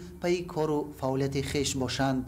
صف قواهای مسلح نه تنها قدرت حربی بلکه یک مکتب مردانگی و وطن دوستی برای جوانان مملکت می باشد. این است که جوانان با ننگ و ناموس با افتخار و غرور ملی و احساس وطنداری به صف قواهای مسلح می پیوندند. در ادامه چاره‌بینی ایدانه به یک قطار افسران و سربازان برای خدمت صادقانه در صف‌های قواهای مسلح، اینچنین به آنهایی که در مدت خدمت حربی خود را با انتظام بلند، جسارت و شجاعت نشان دادند، افتخارنامه، سپاسنامه و مکافات‌های دولتی سپاریده شدند. قسم فرهنگی چاره‌بینی با برنامه هنری اهل صنعت ادامه یافته، در آن سرودهای وطن‌دوستانه، ترنم کننده افتخار ملی و رقص و ترانه‌های دلانگیز پیشکش اهل تالار کرده شد. ارتش ملی همچون نیروی آبوتاب یافته و یکی از رکن اساسی دولتداری ملی به حساب رفته، سال جاری مردم تاجیکستان 32مین سالگرد آن را با شهامت خاصه تجلیل می‌نمایند. به این مناسبت با تشبث مقامات اجرایی حاکمیت دولتی ناحیه ورزاب در قسم نظامی 3502 قشون‌های داخلی وزارت کارهای داخلی جمهوری تاجیکستان چاره‌بینی با شکوه ایدانه برگزار گردید که در آن نمایندگان مقامات اجرایی حاکمیت دولتی ناحیه، ساختارهای نظامی و قدرتی، جوانان، هیئت شخصی، افسران و سربازان و فعالان اشتراک نمودند. تاکید گردید که در دوران استقلالیت دولتی قواهای مسلح جمهوری تاجیکستان به یک نهاد از جهت کادری و تکنیکی پراقتدار تبدیل یافته، امروز در همه قسم‌های نظامی آن جوانان با افتخار و حس بلند وطن دوستی صافدلانه خدمت می‌نمایند. افسران و سربازان قواهای مسلح در سال‌های دشوار شدت گرفتن وضع منطقه و جهان قرض وطنداری خیش را صداقتمندانه اجرا نموده در راه تامین صلح و ثبات و بی‌ضرر گردانیدن گروه‌های اکستریمیستی و جنایی رسالت وطنداری و شهروندی خود را به طور شایسته اجرا نموده‌اند. در ادامه چاره‌بینی کارمندان فعال و نفرانی که امروز بهر حفظ و حمایت وطن در صف قواهای مسلح جمهوری تاجیکستان خدمت و کار و فعالیت دارند، با مدال جشنی وزارت مدافع جمهوری تاجیکستان و افتخارنامه مقامات اجرایی حاکمیت دولتی ناحیه ورزاب سرفراز گردیدند. در دایره تنتنه‌ها بخشیده به 32مین سالگرد روز تأسیسیابی قواهای مسلح جمهوری تاجیکستان در این قسم نظامی قشون‌های داخلی همایش حربی و تندوستانه برگزار گردید. مورد ذکر است که دوام سالهای صاحب استقلالی مملکت، مخصوصاً سالهای اخیر، با دستگیری و توجه پیوسته سرور دولت محترم امامعلی رحمان، شرایط خدمت در قسم‌های نظامی مملکت از جمله 3502 قشون‌های داخلی به کلی تغییر یافته، در آن امروز جوانان روحان و جسم آبوتاب یافته ادای خدمت می‌نمایند. مقامات اجرایی حاکمیت دولتی ناحیه ورزاب با مقصد تقویت بخشیدن حس وطندوستی در ضمیر جوانان و دستگیری آنها در کارهای جمعیتی و دولتی، چاره‌بینی‌های رنگین وطندوستی را در قسم‌های حربی حدود ناحیه ادامه داده، دائما از شرایط بود و باش افسران و سربازان دیدن می‌نمایند. امروز مردم تاجیکستان با سربلندی و سعادت کامل از ثبات و آسایشتگی کشور می‌بولند که در این جاده خدمت سربازان دلیر وطن و افسران شجاع ارتش ملی بسا بزرگ می باشد. با افتخار 32 سالگی تأسیسیابی قواهای مسلح جمهوری تاجیکستان در برابر دیگر شهر و ناحیه‌ها امروز با تشبث مقامات اجرایی حاکمیت دولتی ناحیه رودکی چاره‌بینی ایدانه دایر گردید. نخست هیئت افسران و سربازان با ترتیب نظام صف آراستن و چاره‌بینی ایدانه حربی وطندوستی با صدا دادن سرود ملی افتتاح یافت. در آغاز چاره‌بینی ایدانه مسئولین مقامات اجرایی حکومت دولتی ناحیه رودکی ابراز نمودند که با تشبث پرزیدنت جمهوری تاجیکستان، پیشوای ملت، سرفرمانده عالی قواهای مسلح محترم امامعلی رحمان در یک دوره خیلی حساس تاریخی артиши пароканда ва номукаммал дар муддати кӯтоҳ ба қувваи бузург табдил ёфт. имрӯз қувваҳои мусаллаҳи мамлакат сипари боэътимоди давлат маҳсуб шуда сафи онро аксар ҷавонон ташкил медиҳанд. таъкид карда шуд ки сипари боэътимоди ҳар давлату миллат қувваҳои мусаллаҳи он мебошад. аз умқи таърих то ба ҳол таҷрибаҳо ва таҳлилҳо нишон медиҳанд ки ҳар кишваре ки нерӯҳои ҳарбии он муқтадир ва пурқувват аст, амният, сулҳу субот ва оромию шукуфоӣ дар он давлат побарҷо хоҳад монд. қувваҳои мусаллаҳи ҷумҳурии тоҷикистон имрӯз дар сатҳи баланди омодабош қарор дорад. ин ҳама аз баракати сиёсати муваффақона ва оқилонаву одилонаи асосгузори сулҳу ваҳдати миллӣ пешвои миллат президенти ҷумҳурии тоҷикистон муҳтарам эмомалӣ раҳмон мебошад. дар идомаи чорабинӣ дар фазои идона чанд нафар афсарону омӯзгорони муассисаҳои ҳарбӣ барои хизмати содиқона ба халқу ватан бо сипосномаи мақомоти иҷроияи ҳокимияти давлатии ноҳияи рӯдакӣ сарфароз гардонида шуданд. дар қисмати охир баҳри болидароҳии иштирокдорон дар фазои сулҳу суботи кишвар барномаи фарҳангӣ баргузор гардид. дар ноҳияи рӯдакӣ бахшида ба 32-солагии артиши миллӣ бо ибтикори маркази эҷодии кӯдакон ва наврасон ҷамомат доир гардид. дар чорабинӣ намояндагони мақомоти иҷроияи ҳокимияти давлатии ноҳияи рӯдакӣ, омӯзгорон ва хонандагон иштирок намуда доир ба таъсис ва корнамоиҳои фарзандони фарзонаи миллат маъруза намуданд. артиши миллӣ ки зодаи даврони истиқлолият аст, имрӯз бо рӯҳияи ватандӯстиву хештаншиносӣ сипари боэътимод пазируфта шудааст. мардуми тоҷик дар симои қувваҳои мусаллаҳи ҷумҳурии тоҷикистон ҳомию муҳофизи худро дида рӯ ба бунёдкориву созандагӣ мениҳанд ки ин ҳама дар маҷмӯъ аз сиёсати дурандешонаи ҳомии асосии миллат президенти ҷумҳурии тоҷикистон пешвои миллат муҳтарам эмомалӣ раҳмон ибтидо мегирад. қувваҳои мусаллаҳи тоҷикистон ки таърихномаи начандон тӯлонӣ вале пур аз саҳифаҳои шуҷоату далерӣ доранд, фаъолияти худро соли 1993 дар марҳилаи ниҳоят мураккаби давлатдории навини халқи тоҷик ҳамчун ниҳоди асосии ҳимояткунандаи сохти конститутсионӣ ва 32 сол қадами устувор дар роҳи мукаммалгардонии нерӯи муҳофизатӣ ва ташаккули сипари боэътимод, комилсозии қувваҳои мусаллаҳи тоҷикистон ки зодаи даврони истиқлолият аст, дар замони рӯ ба рушди ҷумҳурии тоҷикистон ба вуҷуд омада, он бо ҷорӣ намудани низоми нави муҳофизатӣ то ба имрӯз чун сипари асосии давлату миллат хизмат менамояд. ҳамчунин дар ин рӯз бахшида ба 25-умин солгарди рӯзи таъсисёбии созмони хонандагон 105 хонанда аз муассисаҳои таълимии ноҳия ки бо донишу малака намунаанд, аъзои созмони хонандагон ворисони сомониён гардиданд. мақсади асосии созмони хонандагон тарбия намудани насли наврас дар рӯҳияи ватандӯстӣ, омӯзиш ва эҳтироми таъриху фарҳанги милливу башарӣ, арҷгузорӣ ва ҳифзи арзишҳои истиқлолияти давлатӣ ва ба ин васила ташаккули шахсият ва шаҳрвандии фаъолияти ҷомеаи тоҷикистон мебошад. дар ноҳияи рашт бахшида ба 32-солагии таъсисёбии қувваҳои мусаллаҳи ҷумҳурии тоҷикистон як қатор чорабиниҳои ватандӯстӣ баргузор гардид. аз ҷумла модарону хонандагони муассисаҳои таълимӣ аз қисми низомии вазорати мудофиа дидан карда бо афсарону сарбозон суҳбату мулоқот доштанд. аснои боздид модарону хонандагон аз китобхона, хобгоҳ ва толори варзишӣ бо шароити хизмат ва зисти сарбозон аз наздик шинос шуда ба афсарону сарбозон дастархони идона оростанд. ҳадаф аз роҳандозӣ намудани шиносоии ҷавонон бо шароити хизмати ҳарбии сарбозон пеш аз ҳама баландбардоштани ҳисси ватандӯстию хештаншиносӣ ва дар дили онҳо бедор намудани муҳаббат ба ватан модар аст. зеро ҷавонон ҳамчун қувваи бузург ва нерӯи офаранда аз ибтидои солҳои соҳибистиқлолии ҷумҳурии тоҷикистон дар тамоми ҷабҳаҳои ҳаёт нақши ҳалкунанда дошта, минбаъд низ тақдири халқу ватан дар дасти онҳо мебошад. барои ҷавонон хизмат ба ватан ва муҳофизати марзубуми он нишонаи нангу номуси баланд ва шарафи бузург аст. артиш аслан мактаби бузурги ҷавонмардию шуҷоат, далериву садоқат ва исботи муҳаббату самимият ба ватани азиз мебошад ки имрӯзҳо ҳазорон нафар фарзандони содиқу ватандӯст хизмати ватанро адо карда истодаанд. баъдан дар кохи фарҳанги ноҳияи рашт ба ифтихори 32 солагии таъсисёбии қувваҳои мусаллаҳи ҷумҳурии тоҷикистон чорабинӣ баргузор гардид. дар ин чорабинӣ нотиқон қайд намуданд ки артиши миллӣ аз рӯзҳои аввали таъсисёбии худ дар барқарор кардани сохти конститутсионӣ ва ҳокимияти қонунӣ, мубориза бар зидди дастаҳои мусаллаҳи ҷинояткор ва ҳифзи сарҳади давлатӣ хизмати фидокорона анҷом дода, афсарону сарбозон аз имтиҳони ҷиддии ҳаёт бо сарбаландона гузаштанд.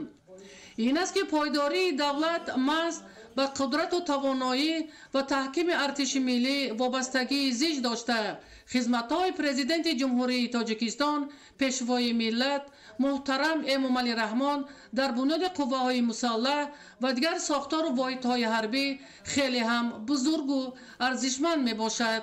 қувваҳои мусаллаҳи тоҷикистон сипари боэътимоди ватани азизамон ба шумор меравад, зеро пойдории давлат пеш аз ҳама ба қудрату тавоноии артиши миллӣ робита дорад.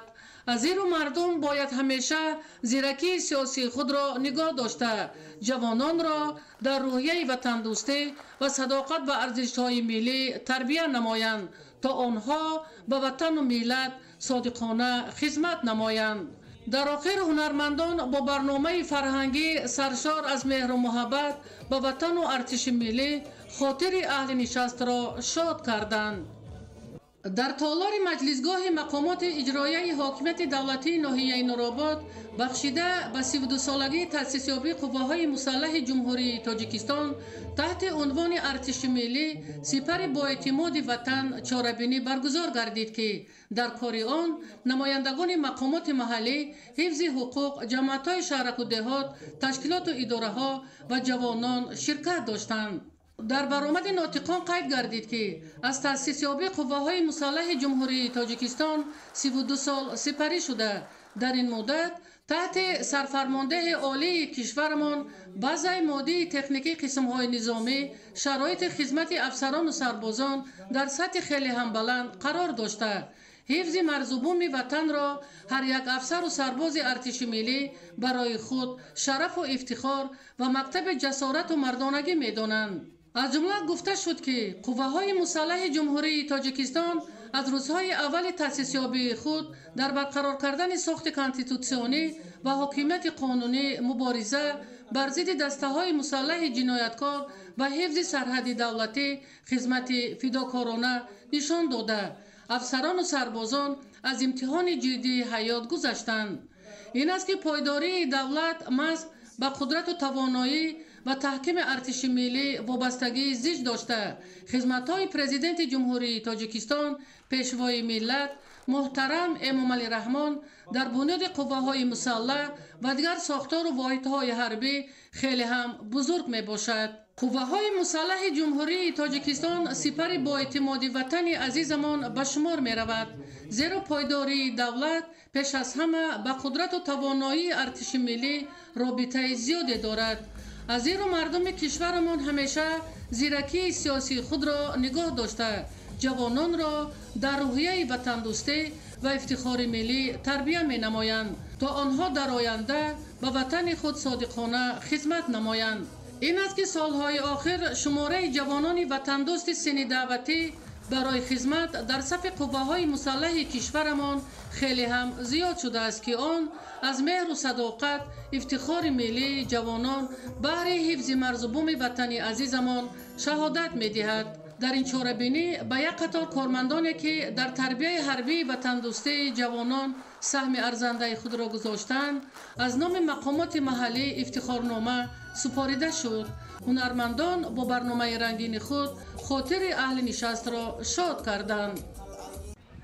дар баробари соҳибистиқлол гардидани давлати тоҷикон зарурати ташкил намудани артиши миллӣ ба миён омад, зеро акнун ҳимояи марзу бум, шарафу номус ва музаффариятҳои тоҷикистони соҳибихтиёр ба дасти фарзандони бонангу номусаш афтодааст. ҳифзи ин марзу бум аз ҳар як сокини кишвар вобастагии калон дорад. сокинону ҷавонмардони ноҳияи Тоҷикобод ин рӯзи таърихиро бо шукӯҳу ҷалол таҷлил намуданд. дар ин рӯз дар назди қасри фарҳанги ноҳия саҳнаи муҳорибаҳои ҳарбиву танбатан ташкил карда манзури ҳозирин гардониданд. سپس در تالار برهوای قصر فرهنگی نوبنیاد چاره‌بینی ترغیباتی و فرهنگی صورت گرفت. برای حفظ استقلالیت دولتی و منفعت‌های ملی نقش قواهای مسلح مملکت نظررس بوده، حکومت جمهوری تاجیکستان جهت باز هم بهتر نمودن وضع خدمت در جزء ارتش ملی تدبیرهای ضروری را عملی می‌نماید. نتیجه همین است که امروز هر یک جوان خودآگاه و خودشناس با روحیه بلند وطنداری و حس مسئولیت درون از وطن مادر خدمت حربی را سربلندانه اجرا می‌نماید. جوانان که آینده دولت و ملتند باید در جهان معاصر که پر از روندهای خطر با بحران‌های سیاسی و اقتصادی است باید تلاش نمایند تا تمامیت ارضی و استقلال کامل دولت را حفظ نموده برای آرامی و آسودگی مردم تاجیک پیوسته تلاش به خرج دهند. حکومت جمهوری تاجیکستان به نیروی توانای جوانان اعتماد دارد و پیشنهاد و ابتکارات آنها را دستگیری نموده جهت هوسمند گردانیدن و مهیا ساختن شرایط خوب زندگی و تحصیل برای این قشر جامعه همه تدبیرهای ضروری را راه اندازی می‌کند. امروز جوانان وطن دوست و وطن پرور متین و قوی اراده و دلیر و شجاع در همه ساحه‌های اقتصادی ملی و حیات جامعه غیرتمندانه فعالیت نموده در پیشرفت مملکت حس مناسب می‌گذارند. برای آبادی و پیشرفت وطن صافدلانه خدمت نموده مرز و بوم سرزمین اجدادی و امنیت و آرامی دولت را صادقانه حفظ می‌نمایند. در رفت این تنتنه از جانب مقامات ناحیه به نفران خدمت نشان داده و کارمندان مقامات‌های حفظ حقوق افتخارنامه و سپاسنامه و تحفه‌های خاطرماند تقدیم گردید. در برابر این از جانب خوانندگان مؤسسه‌های تعلیمی و هنرمندان فرهنگ ناحیه برنامه کنسرتی برگزار کرده اشتراکداران و ساکنان ناحیه تاجیک‌آباد را شاد گردانیدند.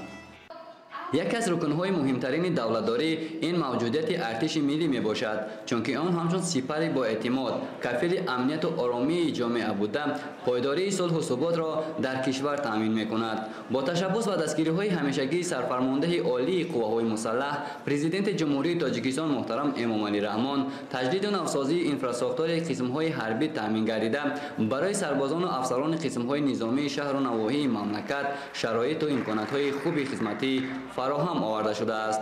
برای تجلیل جشن 32 سالگی ارتش ملی در ناحیه لخش چاره‌بینی ایدانه با اشتراک ساکنان و کارمندان حفظ حقوق ناحیه برگزار گردید. قواهای مسلح در هر دور زمان برای هر یک دولت صاحب استقلال کفیل بی‌خطری و تامین کننده حیات آسایشته مردم به حساب می رود. ارتش ملی همچون مکتب شجاعت و مردانگی دانسته می شود، زیرا افسران و سربازان در این مکتب دلیری در برابر ادای قرض شهروندی خود همچون خدمت به وطن اینچنین جسارت و زیرکی آموخته در نتیجه گذشت از سبق حربی جسماً و روحاً آب و تاب می‌یابند. با افتخار میتوان گفت که افسران و سربازان شجاع وطن جوانان متین و قوی اراده با اجرای رسالت شهروندی و وطن دوستانه خویش در آینده نیز بهر تأمین ثبات و آسایشتگی جامعه و حفظ ارزش‌های ملی سهم سزاوار می‌گذارند. با افتخار میتوان گفت که افسران و سربازان شجاع وطن جوانان متین و قوی اراده با اجرای رسالت شهروندی و وطن دوستانه خویش در آینده نیز بهر تأمین ثبات و آسایشتگی جامعه و حفظ ارزش‌های ملی سهم سزاوار می‌گذارند. در فرجام چاره‌بینی تنتنوی از جانب مقامات ناحیه لخش برای اشتراکداران خدمت نشان داده وطن و کارمندان مقامات حفظ حقوق مدال و افتخارنامه و تحفه‌های خاطرماند تقدیم نمودند. در برابر این از جانب خوانندگان مؤسسه‌های تعلیمی، دانشجویان کالج‌های در ناحیه بوده و هنرمندان فرهنگ برنامه کنسرتی برگزار کرده اشتراک کنندگان چاره‌بینی را دلگرم گردانیدند. تربیه حربی و تندرستی جوانان در نتیجه بلند برداشتن تفکر و تحکیم خودشناسی آنها تقویت می‌یابد. در ناحیه سنگوار با مقصد در سطح بلند تجلیل نمودن 32مین سالگرد روز تأسیسیابی قواهای مسلح جمهوری تاجیکستان چاره‌بینی حربی و تندرستی تشکیل کرده شد. مسئولان و جوانان سن دعوتی به شرایط خدمت در قسم حربی 02011 وی وزارت مدافع جمهوری تاجیکستان شناس شدند. تاکید کرده شد که قوه‌های مسلح جمهوری تاجیکستان در سالهای دشوار نخستین به دست آوردن استقلالیت دولتی تأسیس داده شده امروز به سپر محافظتی دولت و حفظ دستاوردهای زمان استقلالیت تبدیل یافته است. در قسم‌های حربی جزو تام‌های قوه‌های مسلح برای خدمت افسران و سربازان شرایط خوب خدمت فراهم آورده شده است. در قسمت تنتنوی چوربینی نمایندگان مقامات اجرایی حکومت دولتی ناحیه قبل از سخن تبریکاتی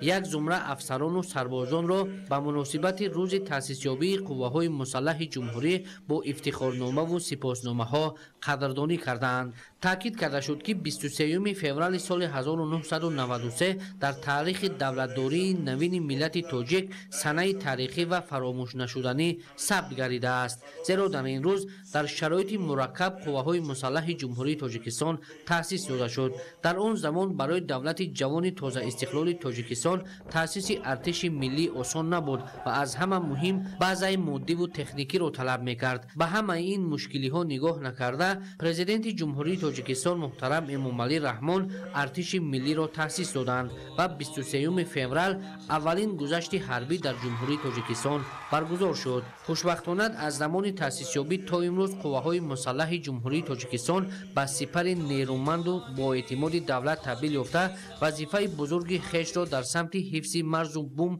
و یکپارچگی تاجیکستان با سربلندی اجرا می‌نماید. بینندگان گرامی، پس از چند لحظه برنامه پرشکوه فرهنگی که به مناسبت 32مین سالگرد تأسیس یابی قوه‌های مسلح جمهوری تاجیکستان برگزار گردید منظور شما می‌گردد. نشر نوبتی